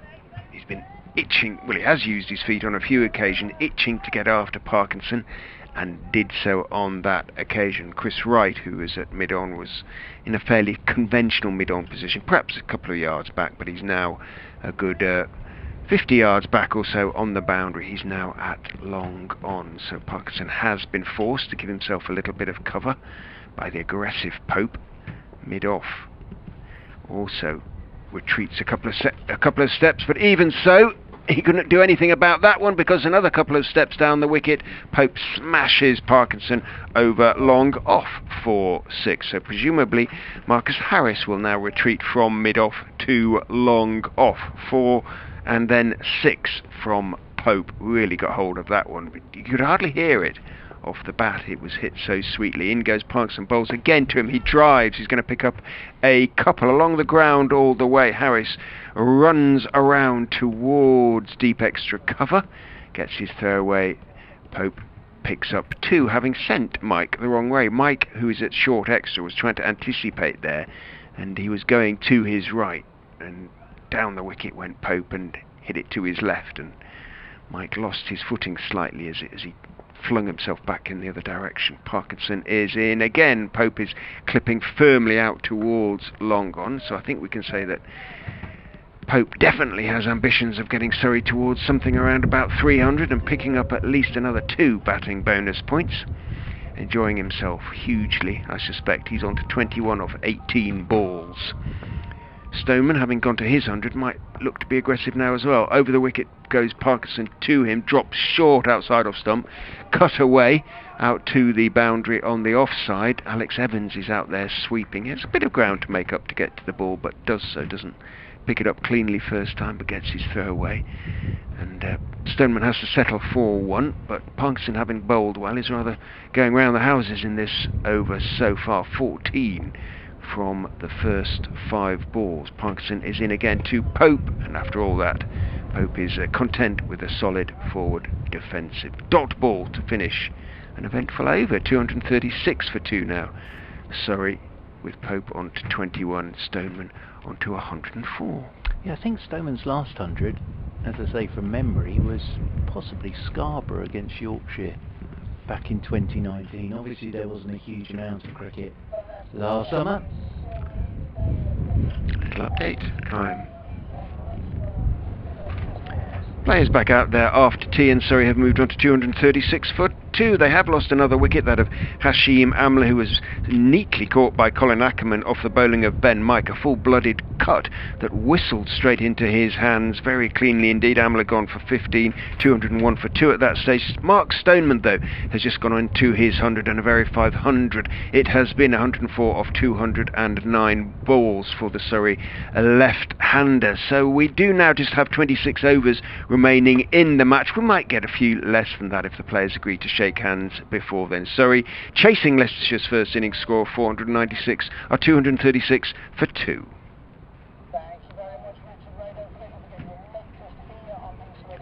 Yeah, it might sound a strange thing to say when you look at Stoneman's scores leading into this game. You know, his highest score was 44, but he looked in good form, and it always looked like at some point 100 was round the corner, and it's arrived now, so he'll be delighted as Ben Mike is in, and this is turned leg side by Stoneman, and Ackerman does the fielding, moving round to his left hand side, and there's no run. And he's one of these blokes, Stoneman, gets one under his belt and then he'll go on a little run. And yeah, very good to see him back doing this, Mark Stoneman. He's a good player to watch as well. He's very business-like in everything he does. Ollie Boat's come out and just raced on to 21. As Stoneman waits again, Ben Mike is round the wicket to him. Short delivery which Stoneman has nothing to do with. He just ducks underneath this, and that's taken by the Centurion Swindles. So we've had 400s in this game, 4 centuries in this game in 2.5 days, which sort of tells its own story in many ways. It's been a good pitch to have a bat on. 236 for 2, Surrey, so Leicestershire 1 wicket away from another bowling point. Surrey 14 runs away from another batting point as Mike's in, and Stoneman the on drive clipped up towards Parkinson, stood up there at mid-on, and there's no run. 33 now, Stoneman, so I think probably has written off his international career. 11 tests, best of... Interesting one, that. 5 half centuries, wasn't able to go on. I suppose they would never admit, or never say, yeah, that's it, isn't it? But he's been on an Ashes tour before, yeah, and didn't go badly against a very good Australian attack, as Mike is in round the wicket and Stoneman's forward pushing this one into the offside. Now, at the moment, no. But if he did go on a run from here, and they're going out to Australia, and they want someone who's already been out there and taken on that attack and not done too badly, then you never know. But I think his key thing for him is just to make runs for Surrey at the moment, and he's got that first 100 under his belt now, Mark Stoneman, of the summer. 236 for 2. As Stoneman settles over his bat once more, as round the wicket goes Mike, and short one, and ducking underneath this is Stoneman. People were asking me the question about should James Vince go up to open in the Ashes, because he didn't do too badly the last time he was out there. Well, Mark Stoneman actually opens the batting and has done it in Australia. So, as I say, at the moment, no. But if he did go on a run, you never know. Depends, of course, who else is in there making runs as well, or not making runs, really. Big old summer of cricket, isn't it? In terms of international stuff before the Ashes. Yeah. 2 tests against New Zealand and 5 is it against India. So, you know, there's 7 tests to go before they even think about going to Australia. He's asking the dressing room to send out something. Looks like a towel to wipe, maybe wipe. I don't know. Let's see what emerges. After this over from Callum Parkinson, who is in to Ollie Pope, who is careful, just stroking the ball firmly, but in defence out into the offside. Picked up by Ben Mike, and there's no run. Long on and long off. Wright and Harris back on the boundary edge as Parkinson is in. Quicker delivery that he looks to cut, and it doesn't miss off stump by very much. He misses the ball, Pope, and there are lots of oohs and ahs out there. Bit difficult to tell just how close it was, but certainly Swindles took it fairly close to the off stump. Parkinson in. Bowls, back goes Pope, forces out into the offside, calls Stoneman through for a quick single, and Stoneman wisely responds. He perhaps was slightly back on his heels, slightly indicating as much with his hand, and in the end he made his ground okay. The throw from Sam Evans wasn't a great one. It was next to the stumps, taken on the bounce by Swindles, who again made something of a mess of the stumps in taking the bails off. And he'd made his ground, Mark Stoneman. He's just taking a moment or two to recompose himself, get everything back in order. Heart beating a little bit quickly. Parkinson goes back over the wicket to the Newcastle-born left-hander, who defends that one on the back foot out towards mid-wicket, just buys himself a little bit of a breathing space. He remains on 104, Pope on 222 now. Parkinson is in. Bowles tosses that one up, but Stoneman is forward calmly out into the offside. This time from off stump, no run again. Yeah, when Stoneman played for England, there were a couple of comments from people who should know better about the way he practiced, which I thought was a bit naughty. In he goes, Parkinson goes back, Stoneman turns it off the back foot, past the diving, the sprawling Ben Mike at mid-wicket out towards Sam Evans, who jogs in to meet the ball, and Stoneman takes a rather more comfortable single than the previous one, which Pope had him take in the over. End of the over, 238 for 2. Now, what had he called for? He called for a drink. Out that comes. Ollie Pope gets a drink as well, and what else? A towel. He does get a towel. He wanted to wipe the sort of inside of the helmet, and having done so, he tucks said towel in the back of his trousers and walks back to his position, so no time is, or not too much time, extra time is taken. 238 for 2, Surrey 24 overs minimum remaining. Yep, and 12 runs away from a second batting point. Leicestershire 1 wicket away from a first bowling point. And Stoneman's got new gloves, new towel tucked in the back of his trousers, and still got Ben Mike though, coming round the wicket to him from the Bennett end, and Stoneman flashes one off the back foot out towards extra cover, and there is no run. So yes, I think the thing is, when you get picked for England, you've been doing something right anyway to play for England, and how the way you practice has anything to do with what runs you're going to score in the middle is beyond me. You know, if it works for you and it's worked for you up to that point, then don't change anything. So I felt a bit for Stoneman on that, as round the wicket comes Ben Mike once again, and this is tucked away by Stoneman out towards deep backward square. Now pick up a single, one more to the total, 239 for 2. Not sure you'd say that to Aaron Finch, one of the best T20 and one day players in the world, who sometimes will hit 3 balls and go, right, I'm ready, that's fine, thanks ever so much. Sometimes he'll have a very, very long net ahead of the game and get himself ready that way. So everybody's different. 239 for 2. Just because it works for one doesn't mean it works for someone else. As Ollie Pope, you could be the best practicer in the world. It's what you do in the middle that really counts. As over the wicket once again comes Ben Mike, and Pope's forward, pushing this one out towards the covers, and there is no run. Still got 2. Oh, there's an impromptu game of shadow cricket taking place there beyond the gate. Young man there playing a very nice little flick off his hip. No bat, just shadow batting on the pavement there, away to our left hand side.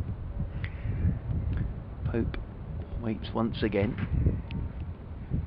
In over the wicket goes Ben Mike, and Ollie Pope turns this one off his toes into the leg side, rolls in there towards short mid-wicket, and there's no run. Pope 22 from 24 deliveries. We know he's in good form, Ollie Pope. Seen that this season. Settles over his bat once more. Then Mike comes over the wicket to Ollie Pope. Short ball, and that'll be pulled by Ollie Pope in front of square through the leg side. Lewis Hill's giving chase. There was a bit of that 3 weeks ago, wasn't there, when Ollie Pope was making double hundred, and Lewis Hill spent an awful lot of time out there chasing balls, hurling himself off his feet, wasn't he? Yeah. I seem to remember. Yeah. But, he's off again running, and 2 more to Ollie Pope. He's on to 24. Long old throw from out there for Lewis. Lot of space. Of course, here the steward was telling me on the gate, the lovely gentleman on the gate was telling me yesterday that second biggest in the world, of course, for space and surface area. As in over the wicket again comes Mike, and this is tucked by Pope, leg side. Ooh, Oh. Alex Evans, I think he's just slipped there as he was about to pick it up. Bit greasy still. Sam, sorry, Sam Evans, just slipping a touch there. And 1 more to the total, and Ollie Pope moves on to 25, and Surrey move on to 242 for 2. had he fielded it cleanly, I wouldn't have said anything, but didn't want to give poor Alex a black mark for that fumble. Swindles, Wright and Ackerman having a chat.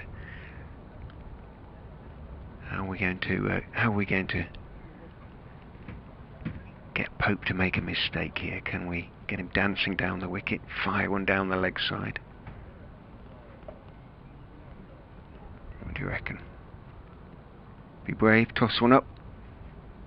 If we can catch it in here.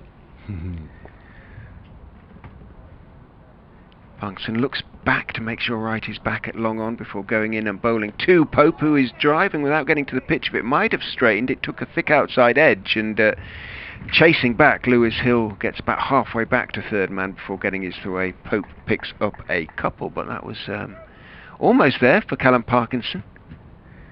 Almost got past the outside edge, or just took a faint edge, just got enough on it. In the end, Pope to get it wide of slip.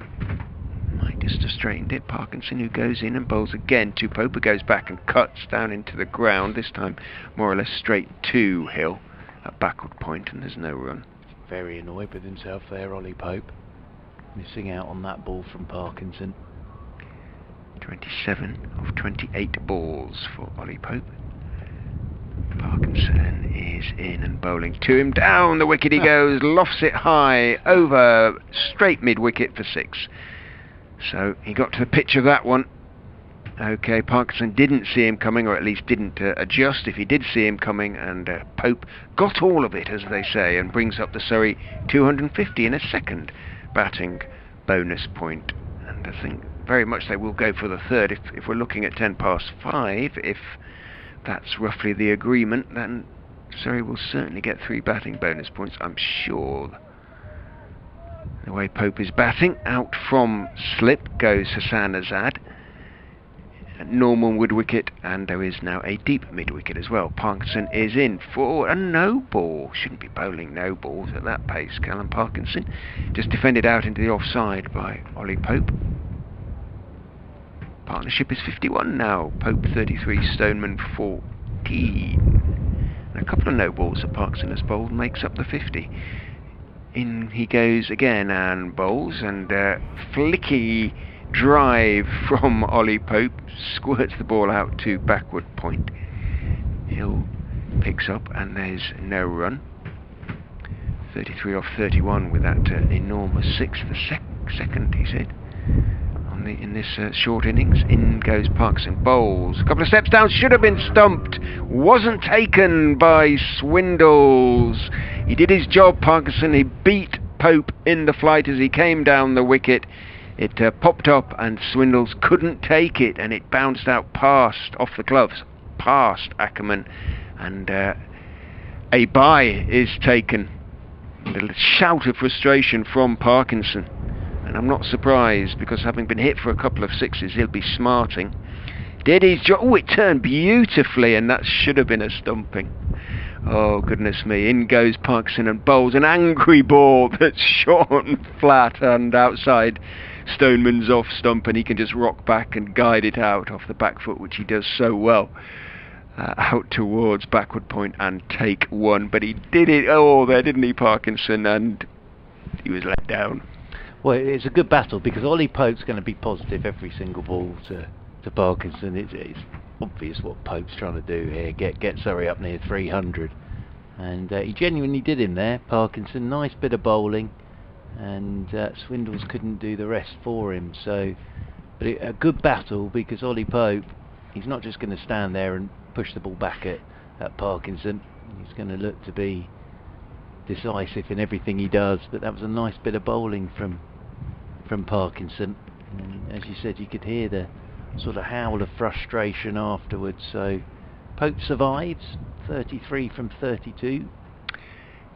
When you see a ball like that, you think, it would have been interesting if we'd been playing on this wicket all day yesterday, and we're into day 4 now. It did turn off the straight, and I suspect that's what Paul Nixon asked Leicestershire's head groundsman Andy Ward to do: prepare a wicket that would turn on the 4th day. We'll gamble on, winning the toss and be bowling on the 4th day and see what happens. And I think it could have been a really fascinating match in many respects.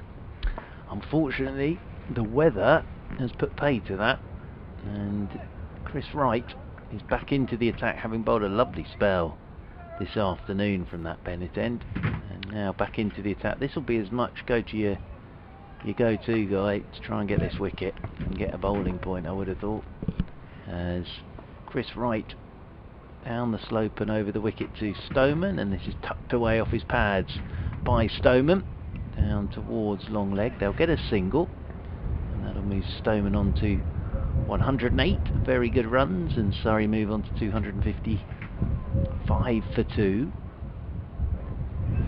Ollie Pope comes on to strike on 33. As you can hear, it's still very blustery here at the Uptonsteel County Ground at the moment. The Leicestershire flag is, well, virtually horizontal there on top of the meet. Very, very blustery day here. 255 for 2 Surrey. There is a gully, there's a leg gully, a mid-wicket, a mid-on, mid-off cover, backward point, long leg for Ollie Pope. Wright is into him, and Pope forward pushes this one into the covers. Parkinson comes round to do the fielding. I think he's still ticking a touch there, Callum Parkinson, which I can understand. Yes, yeah. Stoneman's down to just have a quick chat with Ollie Pope, and then little punch of gloves between those two. Pope settling over his bat once more as Wright will come in past umpire Illingworth to Ollie Pope, and Pope drives up towards mid-off. Then Mike comes round to do the fielding, and there's no run. Swindles has lost his cap, that got blown off in the wind just as Wright was delivering that ball, so thankfully for Swindles there wasn't an edge, because that probably would have put him off, his cap being blown off there. Harsh, harsh. Waits again. Over his bat does Ollie Pope as Chris Wright is into him, and Pope is bowled by Chris Wright. He's just trying to open the face and guide that one off down towards third man. Just wonder if he possibly got a little inside edge on that. Ollie Pope looking for quick runs, and Ollie Pope goes for 33. Leicestershire have a bowling point. That's why Chris Wright came into the attack, and Ollie Pope there just trying to open the face and guide this one down towards third man. Loses his off stump, but it's been an enterprising innings that from Ollie Pope of 33, and Pope goes, and Leicestershire have their third wicket, and Surrey are 255 for 3. Yes, not, I suspect, a shot he'd have played had there not been a run chase of sorts going on. Entertaining little knock from Ollie Pope. Sometimes it's the way of it, isn't it? When a batsman has an escape, there's something in them that almost feels, got away with one, but I'm prepared to take a risk again, and on that occasion it didn't quite come off. It was a good ball. It came back into him a little bit from Wright. Yeah, I was just wondering whether he possibly got a little bottom edge as well, back onto the off stump. Not looking at the replay, as I say, I don't think he'd have played the shot for sure, otherwise he would, other than in the circumstances of the game. But what does that reduce his average to against Leicestershire? What did he get to in 40, 270, so about 100 and... Yeah, it's gone down. 100 and a lot, 130, something down like from that. 245 now. So Ben Folkes is out there in the middle to join Mark Stoneman. And no change in the batting order. So Folkes out there at number 5. But Chris Wright's bowled very nicely today. Wickets of Burns and Pope today. As Folkes just has a little wander off towards square leg, and then will settle himself down over his bat, right-handed of course, Ben Folkes, as Chris Wright is over the wicket to him, and his first delivery is just in behind a shorter length ball and turns this one into mid-wicket, and there is no run. Stoneman 108. Yeah, what I meant with that, with Swindles with his cap, is if you're keeping and I suddenly see what your you cap mean. gets blown off, then oh dear, that's no fun at all, because it can completely put you off what you're doing. And literally, as Wright was about to let go of it, his cap got blown off. As in over the wicket again comes Wright, and this is turned by Ben Folkes in there towards short mid-wicket. Alex Evans does the fielding. End of the over, 255 for 3. Folkes yet to get off the mark. The wicket of Ollie Pope for Chris Wright on 33, and Mark Stoneman's 108 not out. Bonus points now. Leicestershire 5, Surrey 4. The umpires are having a chat. I wonder if it's about the light. So at the moment it's Leicestershire 13, Surrey 12 in terms of potential return from the game. Surrey will be keen to make that 13 apiece if they get the chance to go to 300. Umpires, I felt a spot of water then. I wonder if there's a little bit of... Said it, didn't they? The steward said 5 o'clock. He said 60% chance of rain. It's now 5 to 5. So there might be just a little bit on the air, but we're continuing for the time being. Parkinson over the wicket to Mark Stoneman bowls. Stoneman head right over the ball in a forward defensive on off stump, and there's no run. Harris and Wright have both come in around about halfway, trying to tempt Stoneman to hit over them perhaps. He's got the wind behind him, so maybe he will be tempted. In goes Parkinson, and that bounces and turns back into Stoneman, out of the footholes perhaps, but yeah, that one certainly went back into him. Ian Gould has something to say to Parkinson.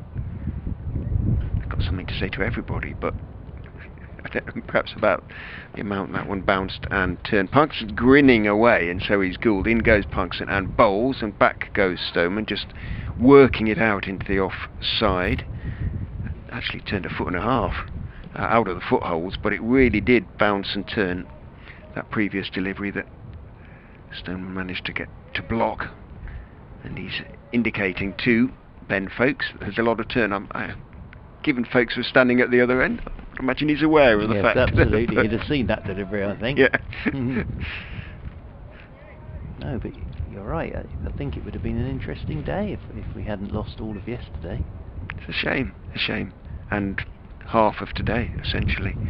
So the best part of a sort of 130 overs or so. In goes Parkinson and bowls to Folkes, who is carefully forward, turning his wrists on that defensive shot, pushing it out into the leg side.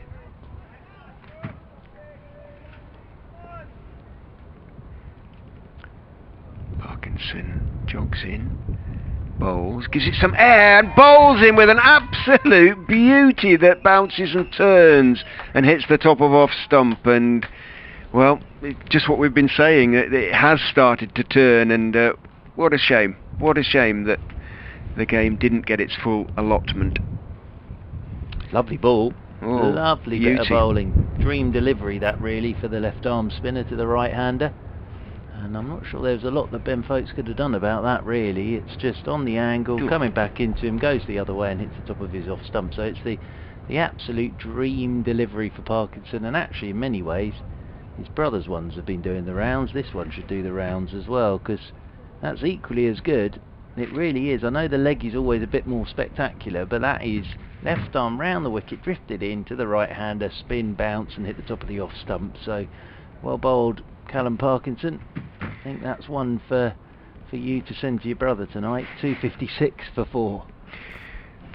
When you look at Folkes' finishing position, there wasn't much wrong that he did. Everything was neatly together. The bat was close to the pads, and he looked to have covered everything, but he didn't quite, and it just did enough.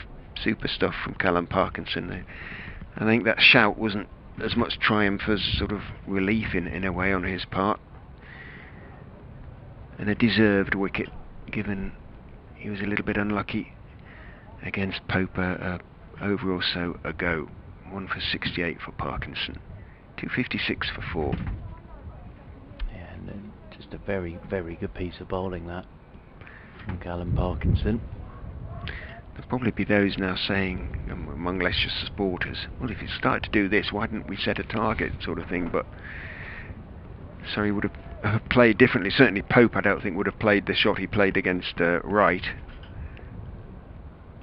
When he got out, he was going for quick runs, and he might not have been playing otherwise. Again, there's a bit of there's moisture in the air. Yeah, I think there is a little bit now, isn't there? I don't think that's coming off the roof. I think there is a bit of rain about, perhaps. So he has another right-hander to bowl at in Jamie Smith, who played so well at the Oval. What an innings that was, and increasingly brutal as it went on. Really, it was wonderful by the end. He looked like he could hit any ball, any place, but slightly different conditions now for Jamie Smith. Surrey will be eyeing the 300.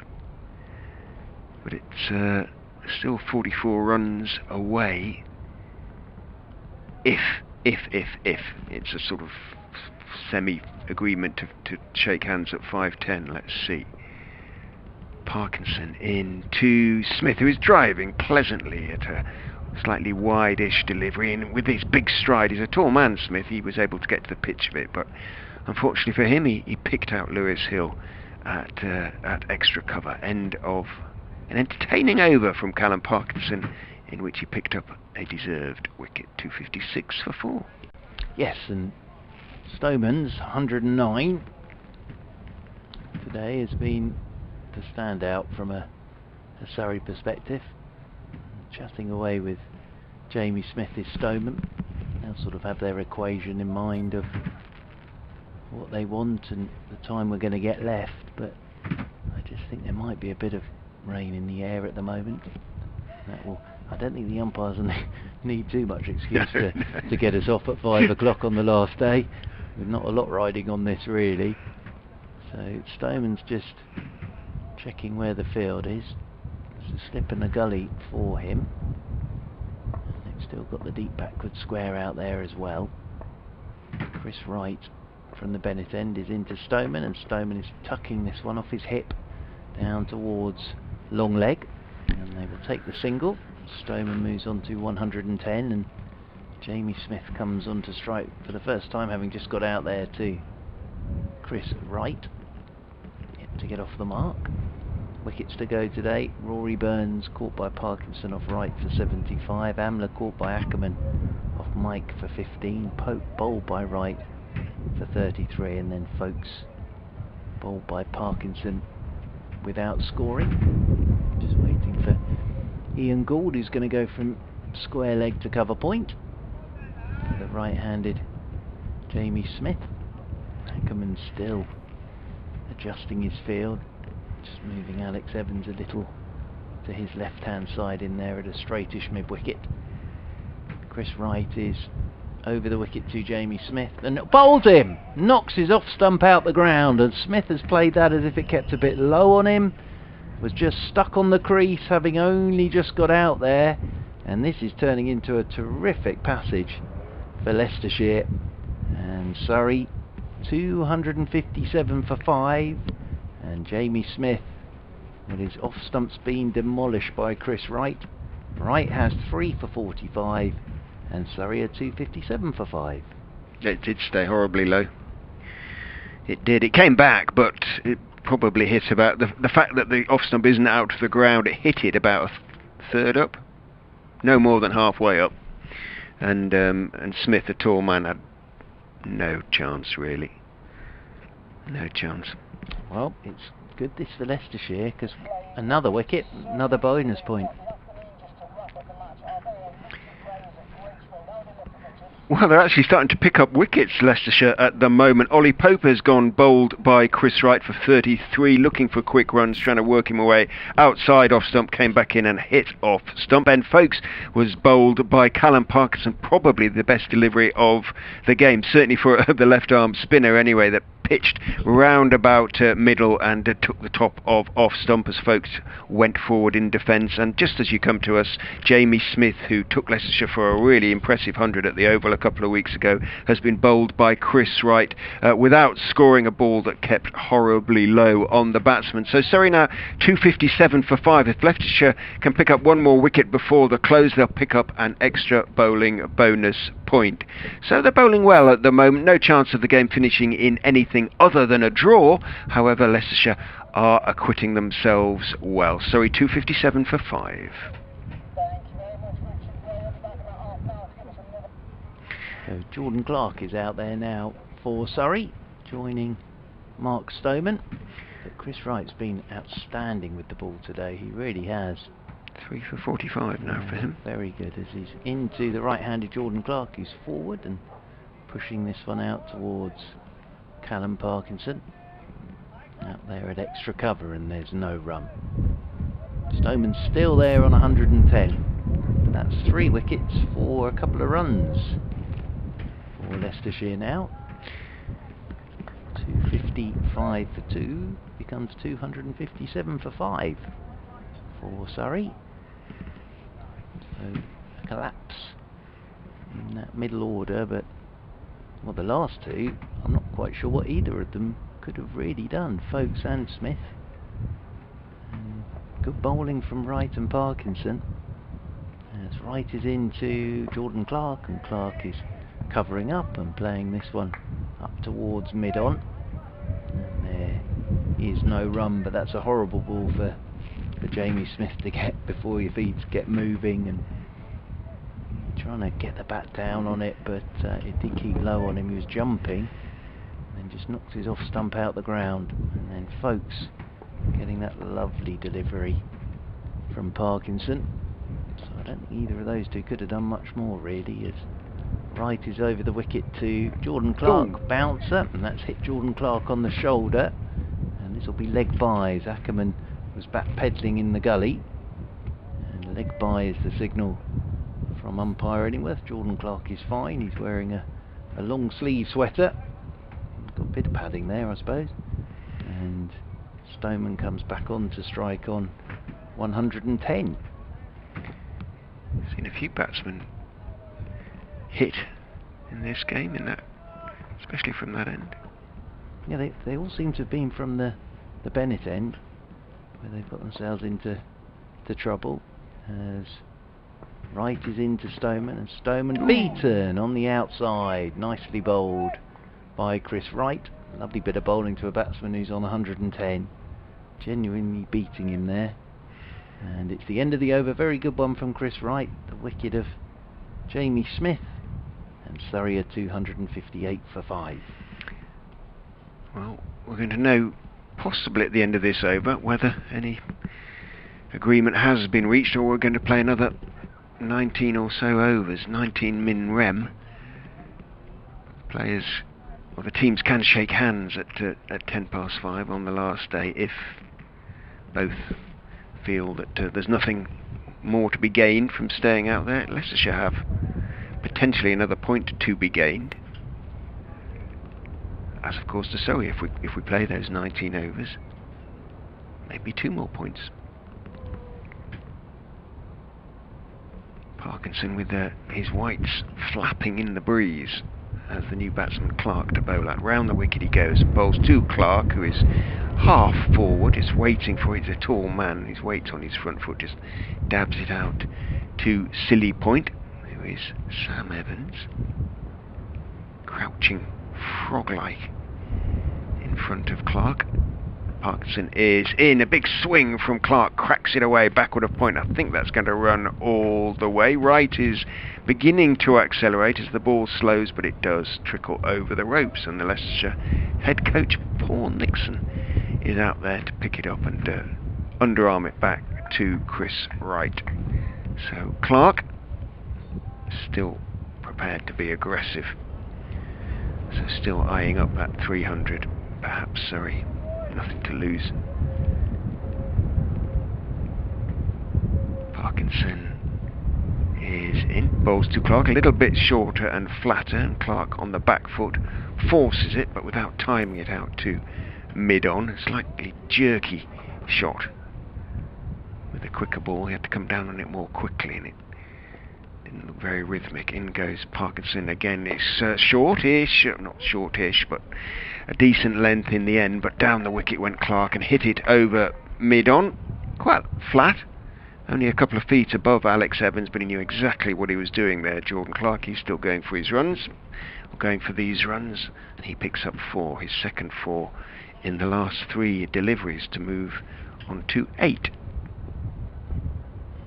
Parkinson is in again. Clark is beaten with a ball that bounces and turns, a little like the one that did for the unfortunate folks, but it bounced a little bit more this time, so it actually went over the top of the stumps, and Clark philosophically wanders down and prods at the pitch. Parkinson is in and bowling, and forward, understandably slightly carefully, is Clark. Angled bat along the ground towards backward point, where it's picked up by Wright. End of the over. 266 for 5. It's not every ball by any stretch of the imagination that is bouncing and turning, but just now the frequency is starting to increase a little bit, and it would have been good on the 4th day here. I was just looking, Jordan Clark 61 not out against Leicestershire 3 weeks ago, 54 balls with 3 4s and 4 6s, and he's come out looking very positive again here. So Surrey is still eyeing up that 300, obviously. Yep. And there hasn't been a shaking of hands at 10 past 5. So we're continuing here. And Leicestershire are a wicket away from a second bowling point. Surrey 34 runs away from a third batting point, as Chris Wright is in. Short ball pulled by Stoneman out towards deep mid-wicket. He'll take a single. Will mark Stoneman. That will move him on to 111. Bring Jordan Clark back onto strike on 8. 267 for 5 now, Surrey. Umpire Gould again was heading off towards square leg, then decides to go back to cover point. Barnes down below us at long leg, as Jordan Clark is waiting again for Chris Wright, and Wright's into him, and Jordan Clark's punching this off the back foot. Does stay a bit low as well. Jumping at that was Jordan Clark, playing that one down to backward point. So yeah, this just now all about bonus points. It always was, but it's got quite interesting now for Leicestershire as well, with those 3 quick wickets. Another bowling point would be very handy. Well, you never know, they could pick up 9, as Chris Wright is in over the wicket to Jordan Clark, who's forward to a good length ball, pushing this one out into the offside, because as we've seen, Surrey have looked to be pretty positive today. Well, that can also bring wickets for Leicestershire. 300 for 9 at the end. Sorry, everyone goes home happy. As Chris Wright turns again in the distance with the indoor school behind him, and comes over the wicket to Jordan Clark, who's looking to turn him through mid-wicket, but gets this a little straight, and it runs up towards Marcus Harris, stood up there at mid-on.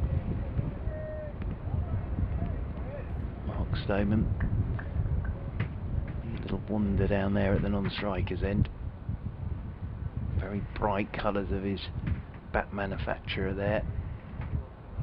I just wonder whether, although the light at the moment's okay, isn't it? I just okay. wondered whether by the time we got to sort of 5:30 it might not be great, but it's okay at the moment. Wright's in and Jordan Clark is pushing this one back down the pitch. Parkinson comes up from cover and there's no run. Stoneman's down again to do a bit more gardening, about halfway down the pitch at the moment. Jordan Clark in his long sleeve sweater. He's got struck once by Wright on the shoulder. Waits again, does Jordan Clark, as Wright is into him, and Jordan Clark flashes this one off an outside edge, and while he's taken a good one today as Ackerman, that one flew down to the third man boundary rope and away for 4 runs. So Jordan Clark looking to be positive. He's on to 12. Ackerman flew there to his left in the gully, but that was past him, and 271 for 5 Surrey, so 29 runs away from a third batting point. Ackerman might think about giving himself a little bowl at some stage. Parkinson is starting to turn it off the straight. He bowled pretty quickly, didn't he, on the Friday evening, Colin Ackerman, when he bowled his off spin. Didn't give it too much opportunity to spin, did he? What field is he going to set for the left-hander? He's going to have the man out on the boundary. No, he's not. He's bringing Chris Wright back in to backward point, which... a point, really. He's right next to the umpire as Parkinson goes in and bowls. Stoneman is forward, defending. Out on the onside, and there's no run, picked up by Sam Evans. Confusing me a minute because he's got pads on under his whites now, which usually is just Azad, who's in at short leg. In goes Parkinson and bowls, and it's flicked around the corner by Stoneman, but only as far as Hill, who gets there quickly, gets his throwaway equally quickly, keeps Stoneman in place. I suspect he'd quite like to have a bowl at the right hander, Parkinson, especially when Jordan Clark is being very aggressive. In goes Parkinson and bowls to Stoneman, who again paddle sweeps around the corner, but again picks out Lewis Hill along the ground. Didn't put his full weight into the shot, looked as though he was about to cart it over square leg somewhere. He made sure he was on top of it, and in so doing, round the corner it went to Hill. In goes Parkinson again, outside off stump, and arm. With the arm it goes on, past the outside edge into the gloves of Swindles. Parkinson enjoying himself a little bit here. He's got a pitch that is giving him a little bit of help. And he's employing his wiles to good effect. In he goes, bowls to Stoneman, who is forward, getting to the pitch of that one. Out into the offside, 5 docked balls. The ongoing conversation between Parkinson and Gould. Parkinson is bowling, gives it some air, pushed out into the offside, and Stoneman was interested briefly in the possibility of a single, but Ed Barnes, who's brought in from the cold down on the boundaries at extra cover, tumbles across and makes a stop. A maiden over for Callum Parkinson, and good one as well. Beat Stoneman once on the outside edge, so he therefore remained 271 for 5. Clark 12 off just 14 balls. Stoneman a very, very good 111 off 234. We've just had the signal for the final hour, so minimum of 16 in this final hour. Umpire Illingworth signalling to his watch up to the scorers. And Chris Wright from the Bennett end, with some dark menacing clouds behind him, will come over the wicket to Jordan Clark, and it's down the leg side and it's flicked away by Jordan Clark for 4. So little short arm flick from Jordan Clark, who's on to 16. I think that's 4 boundaries now for Jordan Clark, so he's only dealing in boundaries. And Surrey move on to 275 for 5. nicely tucked away by Jordan Clark. You probably heard the noise of that actually, just a little click as Jordan Clark, that just drifting onto his pads and just tucking it away down to the fine leg boundary rope for 4. Chris Wright comes over the wicket once more to Jordan Clark, and Clark's pushing him out into the offside. Won't get a run. There's a blow of a whistle away to our left. So the whistle's back out now. But yeah, there's been some super batting on display during these, well, I suppose we've had 2.5 days really, haven't we? And then Parkinson's bowled very well today. Wright's bowled really well today. But it's 3 for 54. So there's been lots to admire. 4 centurions in the game, 3 for Leicestershire, 1 for Surrey. Amla Verdi's 6 wickets as well over the first couple of days. Very good opening partnership between Rory Burns and Mark Stoneman. Very fine partnership between Marcus Harris and Sam Evans as well. So some good cricket played as Wright is in, and Jordan Clark sort of ends up walking after this defensive shot, trying to work it leg side, I think. And then of course Mr. Swindles with his maiden 100 for Leicestershire on the second day. That's probably the standout moment actually, just the way he celebrated that with a bit of, well, I say a crowd, 5 or 6 of the Leicestershire faithful outside the gate, blowing their whistles and blowing their vuvuzelas.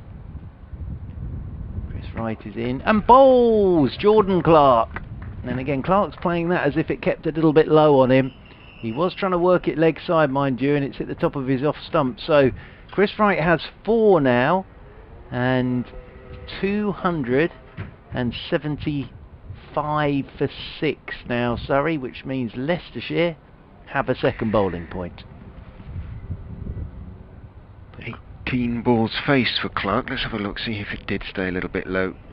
Not quite to the extent that Jamie Smith's did, but it did a fraction. About 3/4 of the way up the stumps as opposed to halfway.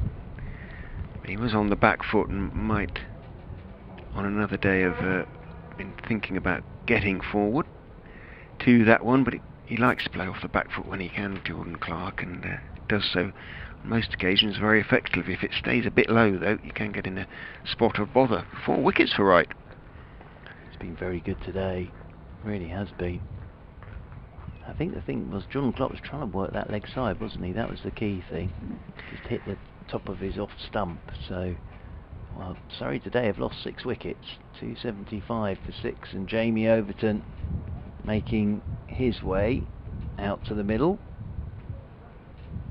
So, as I say, 300 for 9. It's beginning to look a possibility, isn't it? All of a sudden. So, out comes Jamie Overton, who is positive by nature. So 25 runs away, Surrey, from a third batting point. Leicestershire 3 wickets away from a third bowling point. As Jamie Overton takes his guard. Tall man, of course, Jamie Overton. They tower over Leicestershire, most of the Surrey players, don't they? Well, with the exception of Ollie, bless him. Well, you've got sort of Jordan Clark, Ricky Clark and Jamie Overton, who are all very tall. Big chaps. Tall for their height. So, Jamie Overton waits for his first delivery as Chris Wright is over the wicket to him, and he's up on a goodish length to Jamie Overton. He's pushing that one out into the offside. And there is no run, but yes, so Chris Wright sort of set the pattern, didn't he, with those first 3 overs today, where he didn't concede a run. Then he picked up the wicket of Rory Burns. So I'm pretty sure that's what Paul Nixon would have said to Leicestershire is, you know, we've got an opportunity here to pick up bowling points, but we're going to have to bowl well, and they have, as Chris Wright is in, and Overton is turning this one up the ground towards mid-on from a fullish length. Good over again from Chris Wright, 4 for 54 off 22 now, and Surrey at 275 for 6.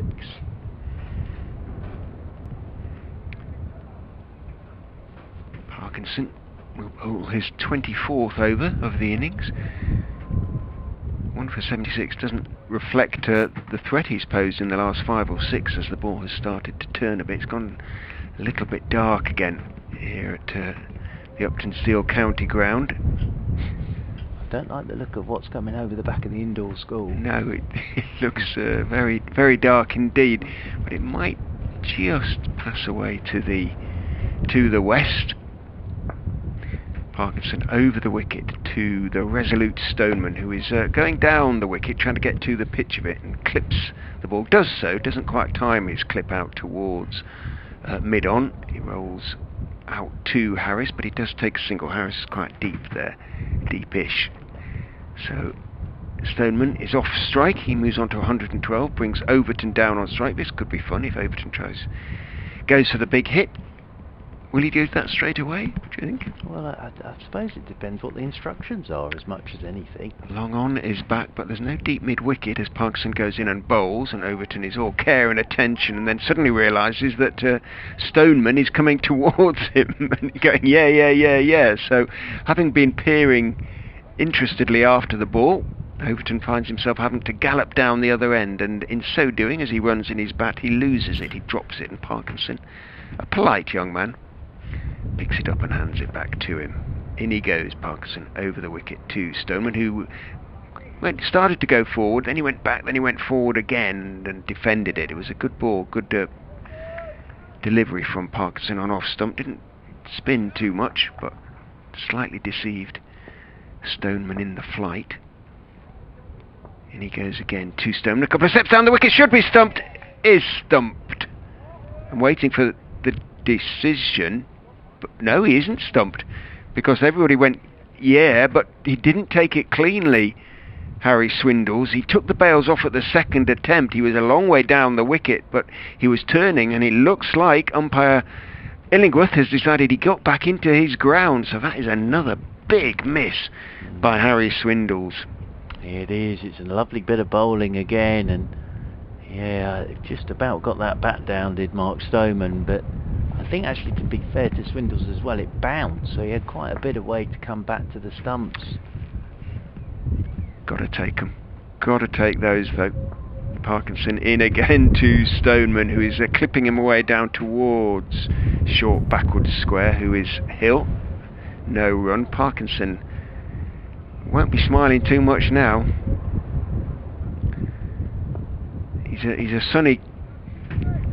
He's of sunny character by disposition, Callum Parkinson, but he's an aggressive and determined young cricketer, and he goes and bowls to Stoneman, gives it some air. Stoneman is forward in defence, and Parkinson just walks past the ball with head down, does not catch the eye of Harry Swindles as he walks away past him, and Swindles doesn't catch his eye either. Should have had 2 stumpings, Callum Parkinson. He has none. Nicely bowled again though by Parkinson, and I think it was that bounce again, and I think what happened was, because of the bounce on it, I think that just about... He fumbled it and grabbed it second time, but yeah... I think that gave Stoneman that split second to get the back into the crease, so... You're being kind to Harry, I think. Well, it's a tough old job keeping at times, I think, you know, it's... not always straightforward when it's spitting out the rough and bouncing at you. This one's cut away by Overton down towards backward point, and there is no run. The umpire's just had a bit of a natter about something. Again, it might be the light, because these dark clouds up above us at the moment, they may miss actually. They seem to be sort of skirting off to our right at the moment. And Chris Wright is coming over the wicket to Jamie Overton, who's pushing this one off the back foot out towards Callum Parkinson, and there is no run. Overton wanders off towards square leg, practices a couple of forward defensives back down the pitch. The tall figure of Overton. Chris Wright ready once more from the Bennett end to come over the wicket to Overton. Short one, and Overton pulls this firmly out towards Lewis Hill at deep mid wicket, and they'll get round for a single. That will take Overton on to 2 and move Stoneman back onto strike on 112.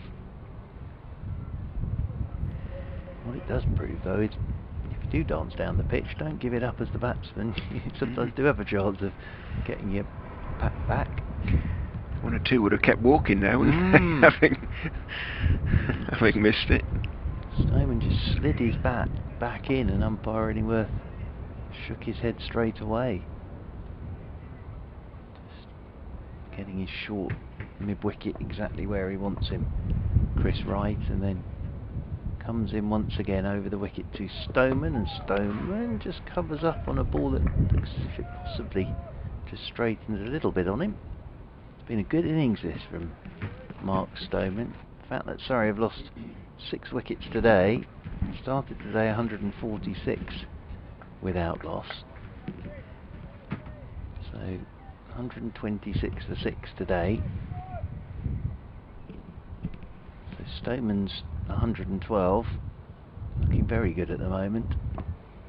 As he waits again, hear that back cracking on the ground as Wright's into him, and Stoneman flicks this one uppishly. 1 bounce, 2 bounces, and away for 4, with Parkinson out there at deep backward square and the long leg, but he split the 2 men as Stoneman, and that'll take him on to 116 and move Surrey on to 282 for 6. Just realised there's a new ball due in a 1 delivery's time, should Leicestershire want it. Yeah, well, I'm sure they possibly will, although Parkinson's bowling very, very nicely. Yeah. They could give him the new ball, I suppose. Bit of extra bounce maybe for him. 282 for 6. Chris Wright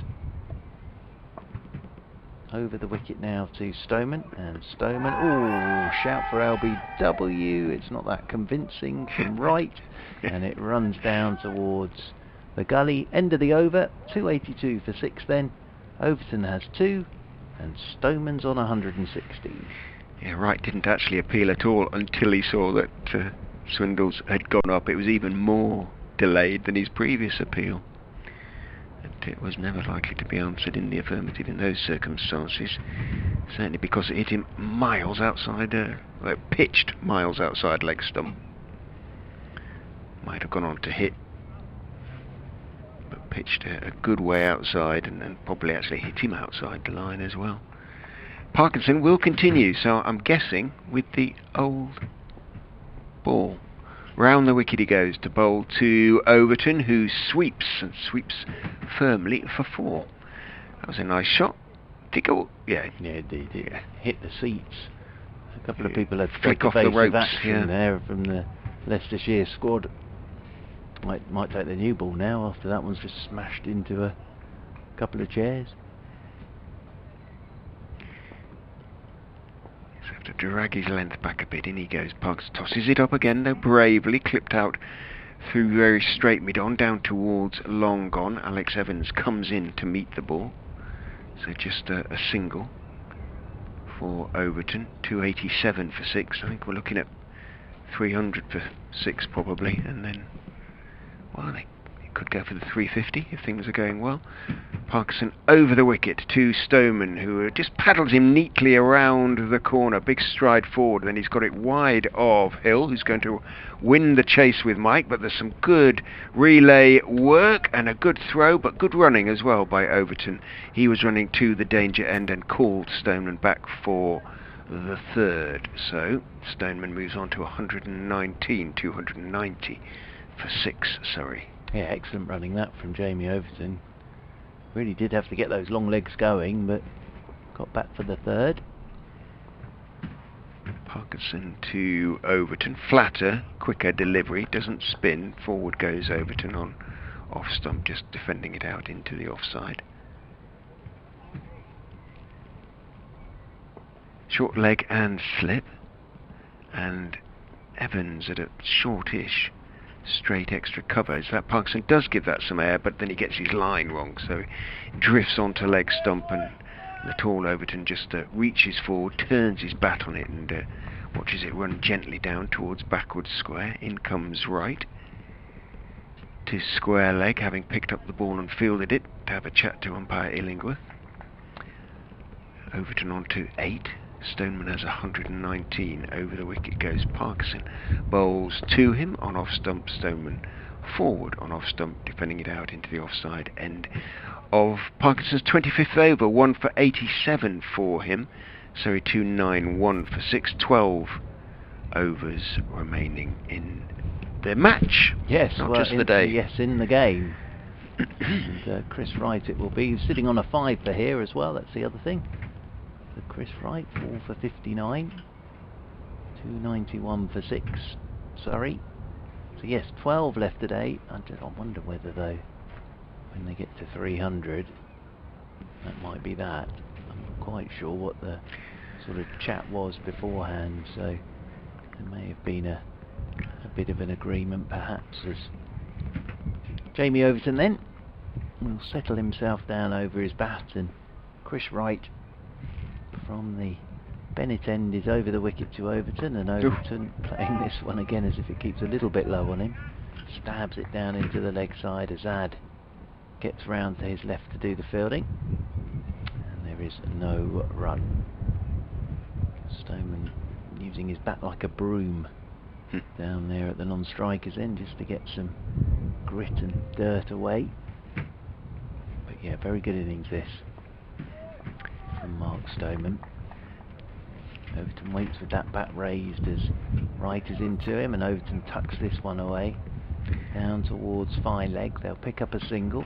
That'll be one more to Overton. He moves on to 9, 292 for 6. Jake, with I suspect with tongue firmly in cheek, is saying, what's the follow-on total? 347, I suppose, but yeah. Don't think there's time now, Jake, really. Could come back next week, I suppose. Although Surrey are off to Taunton, unfortunately, for everybody.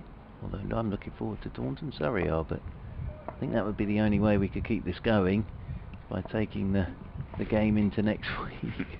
As Wright is in over the wicket and driving. Up the ground is Mark Stoneman towards mid-off. Harris does the fielding. Should be a good game that. I think Somerset have probably beaten Hampshire now. They only needed a couple of runs to win, I think. So it should be a good game that. Always enjoy heading off to Taunton. See Mr. Anthony Gibson next week. But Leicestershire, of course, they have the week off. Well, they're still picking up wickets, Leicestershire. They've picked up their 6th wicket and therefore their 2nd batting bonus point. Very nearly picked up another one there, as that one was in the air, just fell short of cover. Last man to go was Jordan Clark, who was bowled by Chris Wright, the ball keeping a little bit low from the Bennett end at the moment for 16, made the score 275 for 6. Jamie Overton, Craig Overton has come in. I get it right. Jamie Overton has come in, and he is 9 not out. There's 2 Overton boys. One plays for Somerset now, and one plays for Surrey, of course, who are here. Mark Stoneman is going nicely. He's 119 not out. Could have been stumped not so long ago, went on 112 when the wicketkeeper didn't quite take the ball cleanly. He's caught now, though, Stoneman. A brilliant catch by Ackerman at slip as he tried to cut the ball away to the boundary. So as you come to me, Leicestershire have picked up their 7th wicket, and Surrey are 292 for 7. And Ackerman again plucks a full-blooded cut out of the air, two-handed to his left this time. But well played indeed, Mark Stoneman. Yeah, well played, Mark Stoneman. Well bowled, Chris Wright, because that's a 5 now for Chris Wright today. So he's been very good. That was a very sharp catch again from Ackerman. Very good hands, Ackerman. And it comes up on the board that Wright has a 5-wicket bag. 23.5 over 7 maidens, 5 for 60. But very good innings from Mark Stoneman of 119. He'd of course loved a not out there at the end, but that's one of his strengths, is the cut shot, as we've seen. But that was a very sharp catch by Ackerman, and Ricky Clark makes his way out into the middle to face his mate Chris Wright from Warwickshire days, of course. But no, very good innings that from Mark Stoneman. Gone for 119, it's 292 for 7. Yeah, and your 300 for 9 is still on the cards, yes, it is, one way or another. I think they definitely would shake hands at that point. Sure. I think everybody's got sort of what they wanted out of this. I suppose Leicestershire might think now in terms of that third bowling bonus point. Well, Chris Wright's been very good today. He really has. 5 for 60 now, and all 5 of those today. So, tall figure of Ricky Clark is out there with the tall figure of Jamie Overton. Probably wouldn't have been expecting to have a bat today, Ricky Clark, I wouldn't have thought. So he's out there now. What are we, 20 to 6 on Sunday evening. And settling himself down, right-handed of course, and then that bat will stand straight in the air as Wright is into him, and Ricky Clark's first ball is forward and pushing it out towards extra cover. End of the over, 292 for 7 then Surrey. We've got 11 overs left, and Chris Wright has 5 for 60.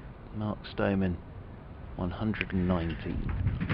He could match his first class career best of 7-4, which he picked up in the last match, Chris Wright. He can't beat it because he picked up 7-4-53 in the first innings at Bristol against Gloucestershire, which was his first class career best. So, but he'd never picked up a 7-foot before, so he could pick it up twice in two matches after all that. Yeah, could do. Strange times. Parkinson continues around the wicket. Down the wicket goes Overton and lofts it high, almost in our direction into the members' pavilion on the other side of the Morris Burrows terrace. A huge straight 6. Well, Ian Gould waited before signaling. I'm not quite sure what he was waiting for, given it went over the ropes probably about 30 feet in the air, something like that. Well, I think that was genuinely 6 from the moment it left his bat, wasn't it? It was a lovely clean swing of the bat from Jamie Overton, and then he just stood there and admired it, and that went a long way. I think it's a good job the stand got in the way, actually. Well, it may have actually gone in to the board. Is it the boardroom there? It is the boardroom, so it may have gone into the boardroom. It has reappeared, and it does look very battered, that ball. So we can certainly say it is not the new ball, unless you have not taken the new ball. And it is earning its keep, that ball. It's earning its price at any rate. It won't be very hard now. In goes Parkinson, bowls again to Overton, who goes back and pulls straight to mid-wicket. Parkinson raises his hands in triumph because he has taken a wicket that, well, probably with one of his worst balls, but his 2 brilliant balls, well, one took a wicket, but 2 that might have picked up a stumping didn't. But he has picked up another wicket at last as Overton pulls straight to mid-wicket. I think it was Sam Evans in there. It absolutely went straight to him, and Overton couldn't quite believe what he'd done, having hit that beautiful straight 6 previously. Stood there straight before his head. Barnes in there. So Leicestershire have their 8th wicket.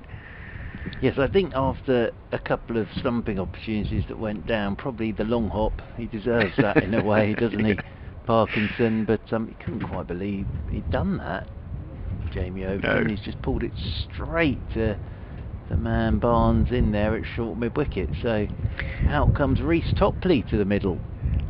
And this is all, at the moment, I'd describe this as Leicestershire. It's terrific from a Surrey point of view. It's all a bit messy at the moment, really. But they only need 2 now for the extra batting bonus point. What they 300 for 9 is still on the cards. Yeah, it is. What they don't want to do is not get to 300, though. That's the other thing here. They need to just make sure they get these couple of runs, pick up that batting point, and then I think that will be that. But Leicestershire might want to stay out there though now on 8. just to get this 9th. Well, they've got a new ball as well that they could take at any point. So Reece Topley makes his way to the middle. Another tall figure, Reece Topley.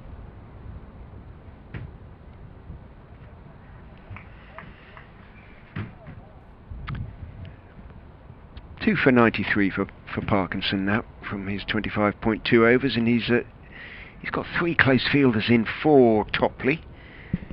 Round the wicket he goes and bowls. Topley is forward, thick inside part of the bat, sees the ball hard down into the ground, then bounce into the hands of Azad, who's at short leg. Sam Evans, equally padded up and helmeted, is at silly point, and Ackerman is at slip. Two gorgeous catches by Ackerman today. In goes Parkinson, bowls, flattish, hit in the air but very straight, and that is the 300 because it runs down to the long on boundary for 4. Well, Surrey 300 is up, and they now have an extra batting bonus point which gives them 5 overall for the game, so potentially 13 points will be Surrey's return unless they go for another batting bonus point. Who knows? In goes Parkinson, bowls to Topley, who is playing it firmly back down the pitch to Parkinson. Goes down on his knees to field, so we are going to go on. Leicestershire will go on for this. Well, it makes sense now, doesn't it? We're out there. 302 for 8. If it becomes 302 for 9, I think that would be definitely it. Parkinson is in, bowls. Topley is waiting in his crease, just dabbing it back past short leg. Azad out to Wright at mid-wicket, and indeed we will go on with 9 or 10 overs remaining to be bowled. Waiting to see what it clicks over to. 10 left. 10. And what would make sense here is that Clark and Topley just go out for leather here and try and get up to 350. Now if they spoon one up in the air and they're out, then Surrey have got their 3 batting points and Leicestershire have got 3 bowling points. But if they did smash it to all parts and race to 350, then obviously Surrey would pick up another batting point. So I think you'll see some shots now. That would sort of make sense at this point. But yes, Reece Topley bringing up the 300 with a very nice straight drive. Ben Mike's into the attack, replacing Wright. So super figures from Chris Wright. 24 overs, 7 maidens, 5 for 60. Very well bowled. Chris Wright outstanding today. Chris Wright sort of really set the tempo for Leicestershire this afternoon as Ben Mike then comes right arm over the wicket to Ricky Clark, and here we go. Clark is pulling behind square on the leg side and will just get a single. So after all that excitement, it's just 1 run, but it was definitely a shot of aggression. I think it's fair to say that from Ricky Clark, and Reece Topley comes on to strike here to Ben Mike.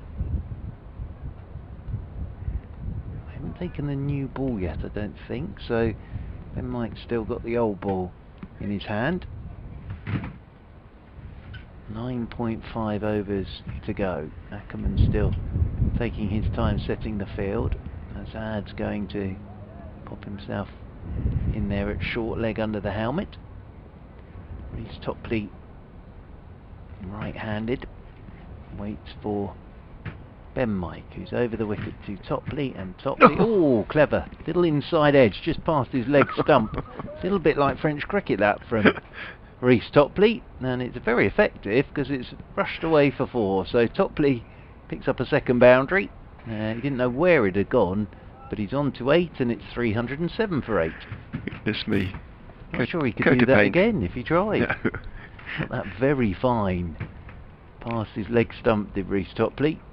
Just pushed the bat at it and inside edge and whistles off. It's gone a bit gloomy out there. It has. That's the only thing that might bring us to an earlier end, is the light. As over the wicket comes Mike, and Topley's steering this off the back foot out towards the covers, because I'm not sure the umpires would say put the lights on in this situation. Never know, but I'd be surprised. Save a bit on electric, eh? 307 for 8, Surrey. Started today, as we were saying, 146 without loss. So 8 wickets for Leicestershire today. Very good effort today. As Ben Mike over the wicket he comes again to Topley, Yorker. Well played. Drops the bat on it, does Reece Topley. Just squirts into the leg sides, picked up by Azad under the helmet at short leg. So yes, at the moment the runs aren't flowing, but Ben Mike's bowling very nicely here, and this is the other thing here is Leicestershire really love another point, so that's as much as what we're waiting for, I think, as Ben Mike is in and Topley pushes this one off the back foot out towards cover, and there is no run. Yeah, I mean, a 15-point return from a drawn game is as good as you're going to get, really. Yep. They'd be pretty pleased with that, the Foxes.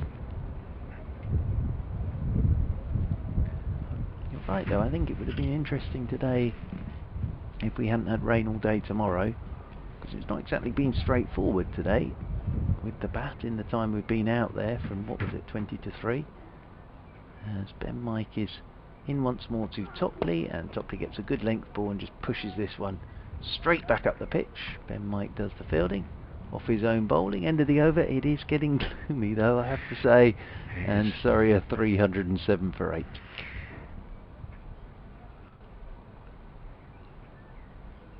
Well, we'll certainly have one more over from Parkinson. That shouldn't... Oh, the umpires are having a word, actually. I can say that an over from the spinners shouldn't be an issue. Are they going to say put the lights on? You seem to get the walkie-talkie out. It is distinctly gloomy out there now. I think this might be put the lights on. They'll just about... Yeah, that's the word. They'll just about come into effect by the time we're shaking hands, won't they? Really, full effect. They take 2 or 3 or 4 overs, maybe, to have a proper effect. But anyway, I think they are going to be coming on. Yes, I think they are. I think that's why umpire Ellingworth was on the walkie-talkie.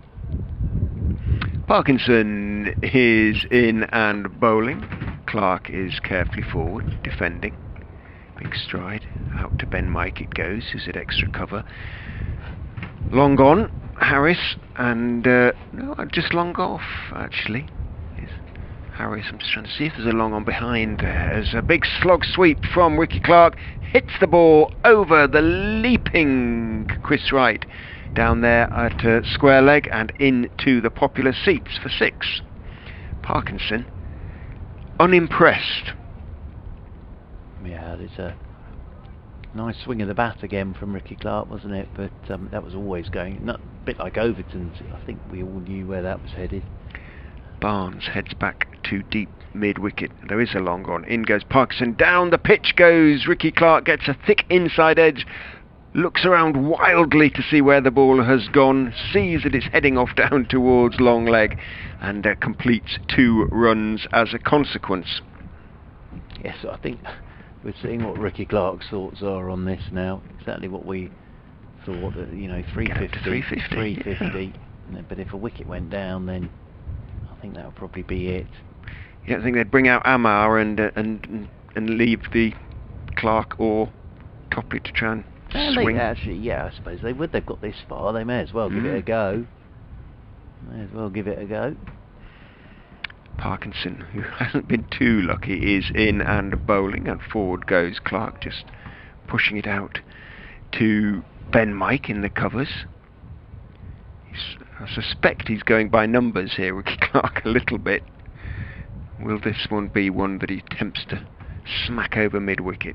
Parkinson is in. No, it will be just when he waits for and dabs out towards point. In comes Sam Evans, signalling from Ackerman and indeed Swindles to the various fielders on the boundary to come in. So here's an invitation for Clark. With 1 ball remaining, see if you can put this one into the seats. Topley seems to be perfectly capable, but anyway, in goes Parkinson. Bowls a little sweep, or attempted sweep. Will it be signalled for runs because it's running down to the fine leg boundary? Wright's in pursuit, just pulls it up short. Will it be signalled runs? Yes, so the appeal from Swindles, certainly that's why Parkinson didn't echo it or amplify it, because it came off the bat, not the foot. So 2. Was it 2 or was it 3 in the end? No, it was 1. 3. They only Did took they just 1. go? Well, they yeah, could have got so 3, he could couldn't they? keep the strike, I think. So just strolled 1 there, did Ricky Clark. So he could keep the strike. So 316 for 8. He might have known it was Wright going after it and seeing that. made it into 3, but as Ackerman. you say, just the one. Interestingly, Ackerman's just having a chat with Richard Illingworth because the lights still What can we haven't bowl? fired up yet, so it's still very gloomy out there. If you bowl Mike, he's saying, I might have to offer them the light. Offer them the light, tell them they're going off. Yeah, that's the thing now, isn't it? It's down to the umpires. They make the decision. 316 for 8 then, Surrey. So 34 runs away from a 4th batting point. A very good afternoon to listeners to Radio 5 Live Sports Extra. How lovely to have you with us. As in comes Ben Mike then over the wicket to Ricky Clark, who's trying to play a little paddle down towards fine leg, because all we're about now is bonus points, because we didn't get any play yesterday after Leicestershire in their first innings posted 496. Surrey finished on Friday evening 146 without loss, then no play at all yesterday. Then we got underway finally at 240 today, and Surrey are now 316 for 8. So Leicestershire are 1 wicket away from another bowling point as Ben Mike is into Ricky Clark. Short one, and Ricky Clark just sways inside this one, and it's taken by Swindles, and Surrey are 34 runs away from another batting point. But after this over, we've only got 7 left in the game. And we've had 100 from Mark Stoneman today, very fine innings of 119, and a 5-wicket haul for Chris Wright. So there's been plenty to enjoy today. It's now got quite dark here, so the lights are coming on as well, as Ben Mike is right arm over the wicket to Ricky Clark, little inside edge, a bit late on that Ricky Clark, but he'll get a single, and Clark will move on to 11, 317 for 8. So we were both saying though that it's a shame it did rain yesterday, because I think this would have been a very interesting last day, because Callum Parkinson really has got a couple to turn and bounce today from the pavilion end. He has, and yes, it is frustrating in a way in that respect. Reece Topley is 8 not out as Ben Mike is into him, and Topley covers up to one that he plays as if it gets a bit low, but he didn't really go anywhere on the crease there, Reece Topley, and played that one back up the pitch. He's sort of decked out like a bit like a gladiator, is Reece Topley, with his arm guard and all his bits and pieces. And the lights are coming on now, so floodlights on as well to add to the drama here on BBC Radio 5 Live Sports Extra and BBC Radio Leicester and BBC Radio London, as Ben Mike is over the wicket once again to Topley, full toss, and Topley gets bat on this, turns it into the leg side. They'll want to, because they want Ricky Clark on strike, and they'll get to. So that's 2 more to Reece Topley. He moves on to 10, 319 for 8, Surrey. That's the other thing about the pitch, 1 or 2 from the Bennett end, for those who know the Uptonsteel County Ground at Grace Road, at the far end, on the other side of the pavilion. Looking across, 1 or 2 have kept low, and Chris Wright's 5 has included a couple, including one particularly to poor Jamie Smith that really was only about 1/3 of the way up the off stump when it cannoned into it. Smith, having just come in, had no answer, and not many batsmen would, I don't think, in those circumstances.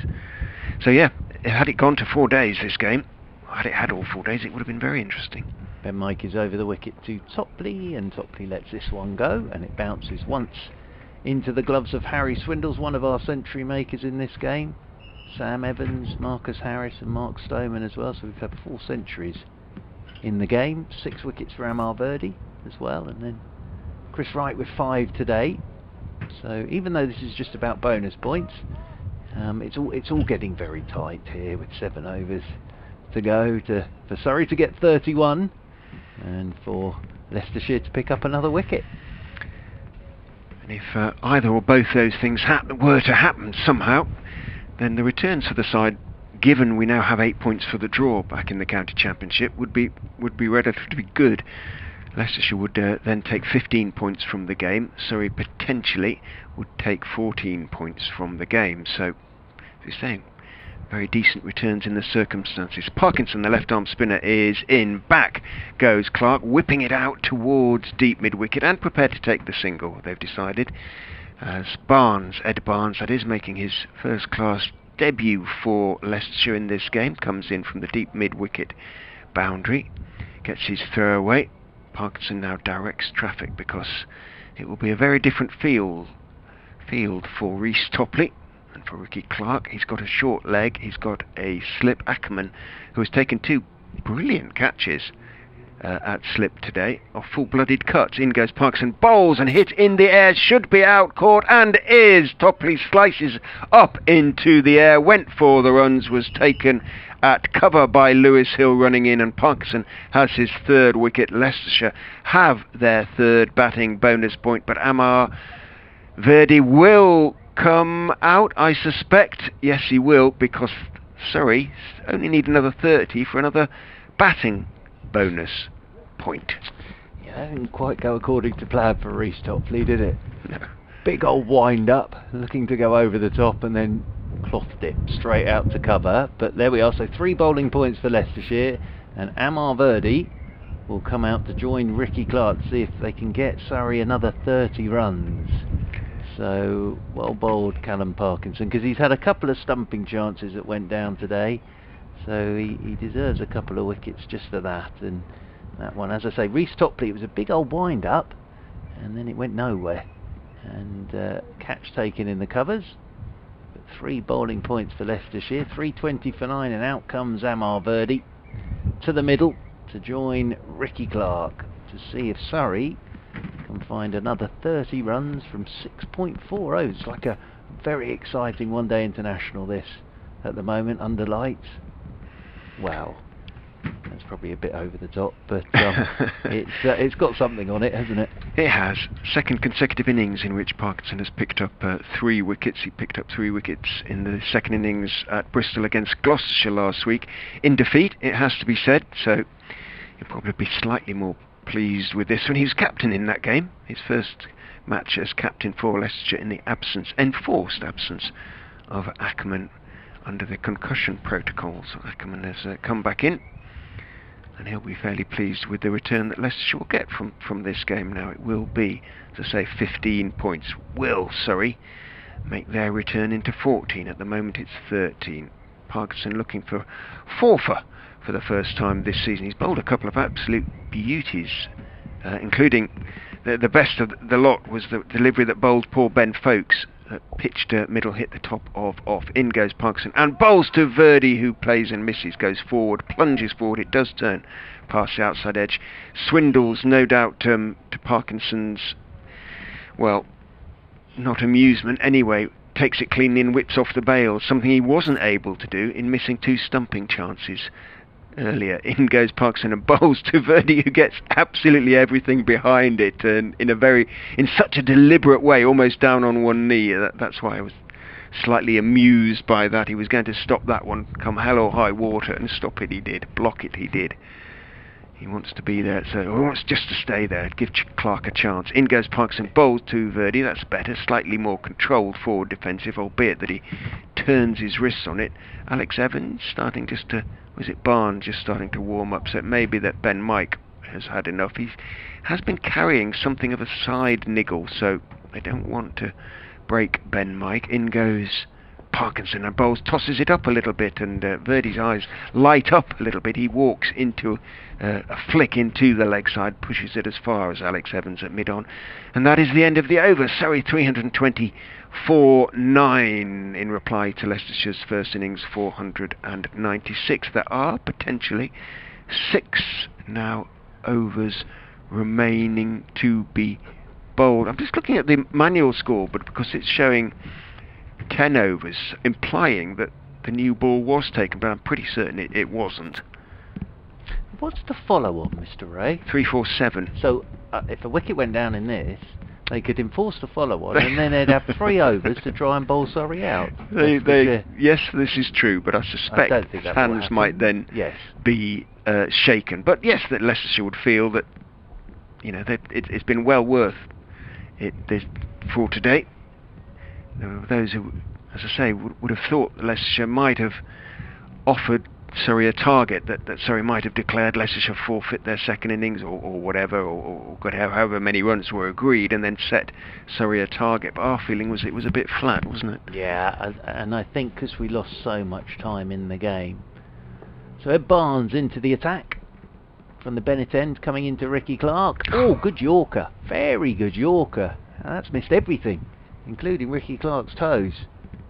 Great first delivery from Ed Barnes, and an opportunity here, I suppose, for Ed Barnes to get his first wicket. So that's probably why Ackerman's brought him into the attack. 320 for 9, Surrey. 5.5 overs remaining today. All we're really waiting to see is if Surrey can get 30 runs in those 5.5 overs. Ricky Clark, 12 not out, and Barnes right arm over the wicket to him and turned by Clark into the leg side, and Azad dives to his left, does the fielding. They could have run two there probably, but they've just decided to stay where they are to keep Ricky Clark on strike. But the light's taking hold now at the Uptonsteel county ground. We've still got 2 spectators on the pavement to our left, behind the gate on the Milligan Road. They've been there for most of the game, blowing their vuvuzelas and whistles as Clark drives thick inside edge, and that's going to fly away down to the 5-leg boundary rope for 4. And Ricky Clark moves on to 16, and Surrey move on to 324 for 9.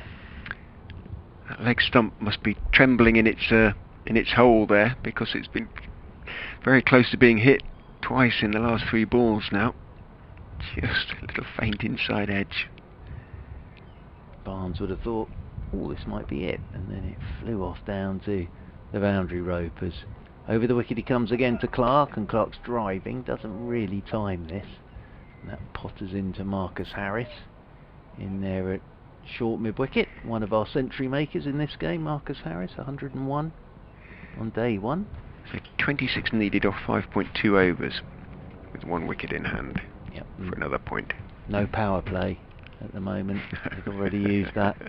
As waiting again is Ricky Clark with his bat raised high in the air above the stumps.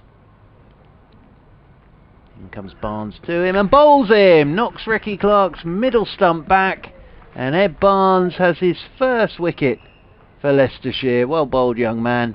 And that will mean Surrey are all out for 324. It means Surrey have picked up 3 batting points. We knew that Leicestershire had picked up 3 bowling points already, and now it's shake of hands. And even though we started at 240, that's been very enjoyable this afternoon. But well bowled, Ed Barnes. First wicket, middle stump, pin back, and Ricky Clark gone for 16. So Leicestershire take 15 points from the game, their best return of the season, yet to win the Foxes. But they'll be pleased with that. They'll be encouraged by that performance. 2 decent performances in their last 2 games, albeit one in defeat at Gloucestershire last week. Surrey take 13 points, and that's a pretty decent return from a drawn game, especially when so many overs were lost the entire 3rd day and a good half of the 2nd. Well, thank you very much for joining us here at the Uptonsteel County Ground. BBC Radio 5 Live Sports Extra, BBC Radio London, BBC Radio Leicester. Mark Church and Richard Ray have been your ball-by-ball commentators in the game. Leicestershire have a week off next week. Surrey head off to Taunton to play Somerset in what should be an absolute cracker. But for now, this afternoon, from a rather gloomy Uptonsteel County Ground, it's a very good afternoon to you all.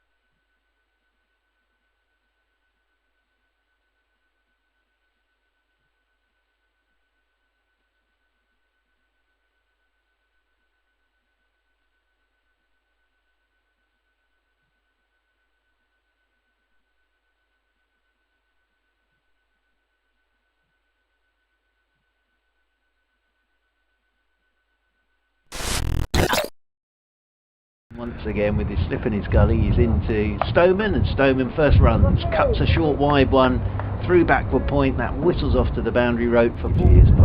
Here's in over the wicket again comes Barnes, that's too short, and that's cut away again by Mark Stoneman. Birdie as Barnes over the wicket he comes. In over the wicket comes Barnes, and this is clipped fine again by Stoneman for 4. Barnes just can't get it right from this pavilion. Wickets, in goes Wright, bowls, hit in the air, should be caught. Burns is caught by Callum Parkinson. Got a top edge, he went to pull one, maybe just... And over the wicket to Amla, who's driving thickish edge, and it's whistled away down to... Edged by Stoneman through the gap between second slip and gully for 4. Again comes Parkinson, and this is the slog sweep by Stoneman. He's got a fair amount of this. It was tossed up by Parkinson, but Stoneman has just... Right in, bowls, driven by Stoneman. Didn't quite get to the pitch of the ball, but he got plenty of bat on it, and he's run it away through backward. Mike bowls, and a flashing drive from Amla was full. It was outside off stump. Not sure he completely middled it, but he certainly placed it beautifully well.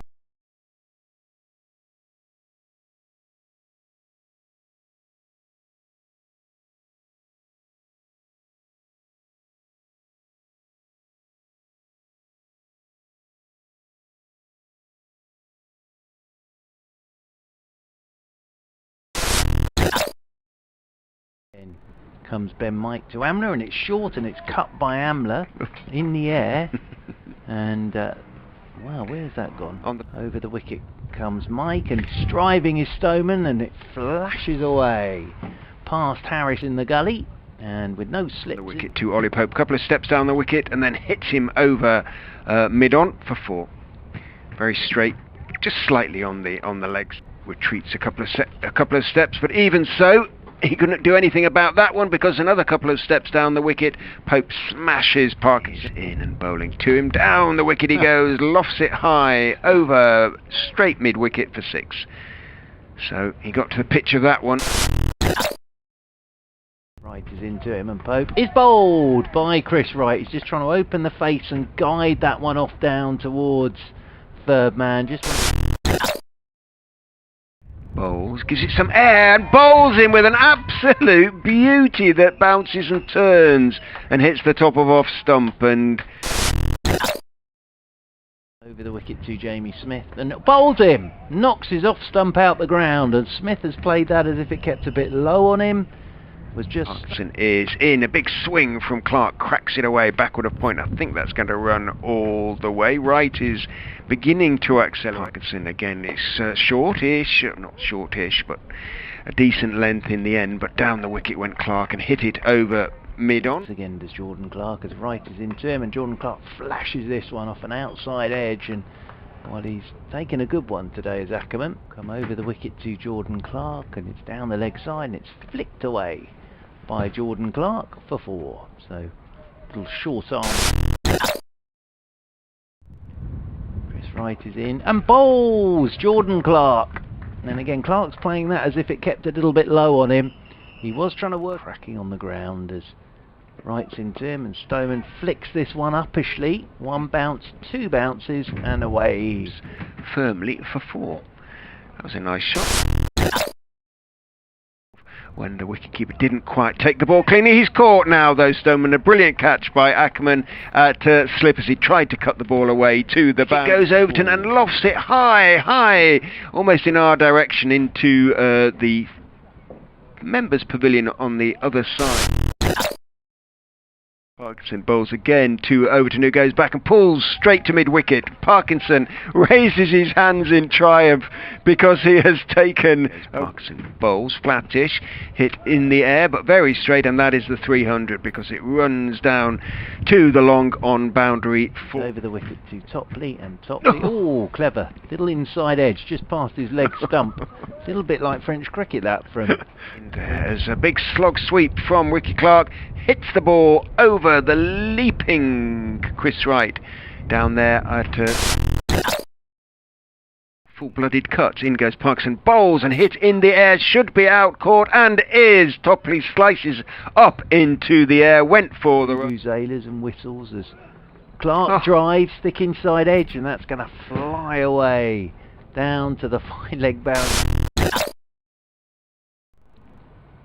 In comes Barnes to him and bowls him, knocks Ricky Clark's middle stump back, and Ed Barnes has his first wicket for Leicestershire. Well bowled, young man, and that will mean Surrey are all out for 320.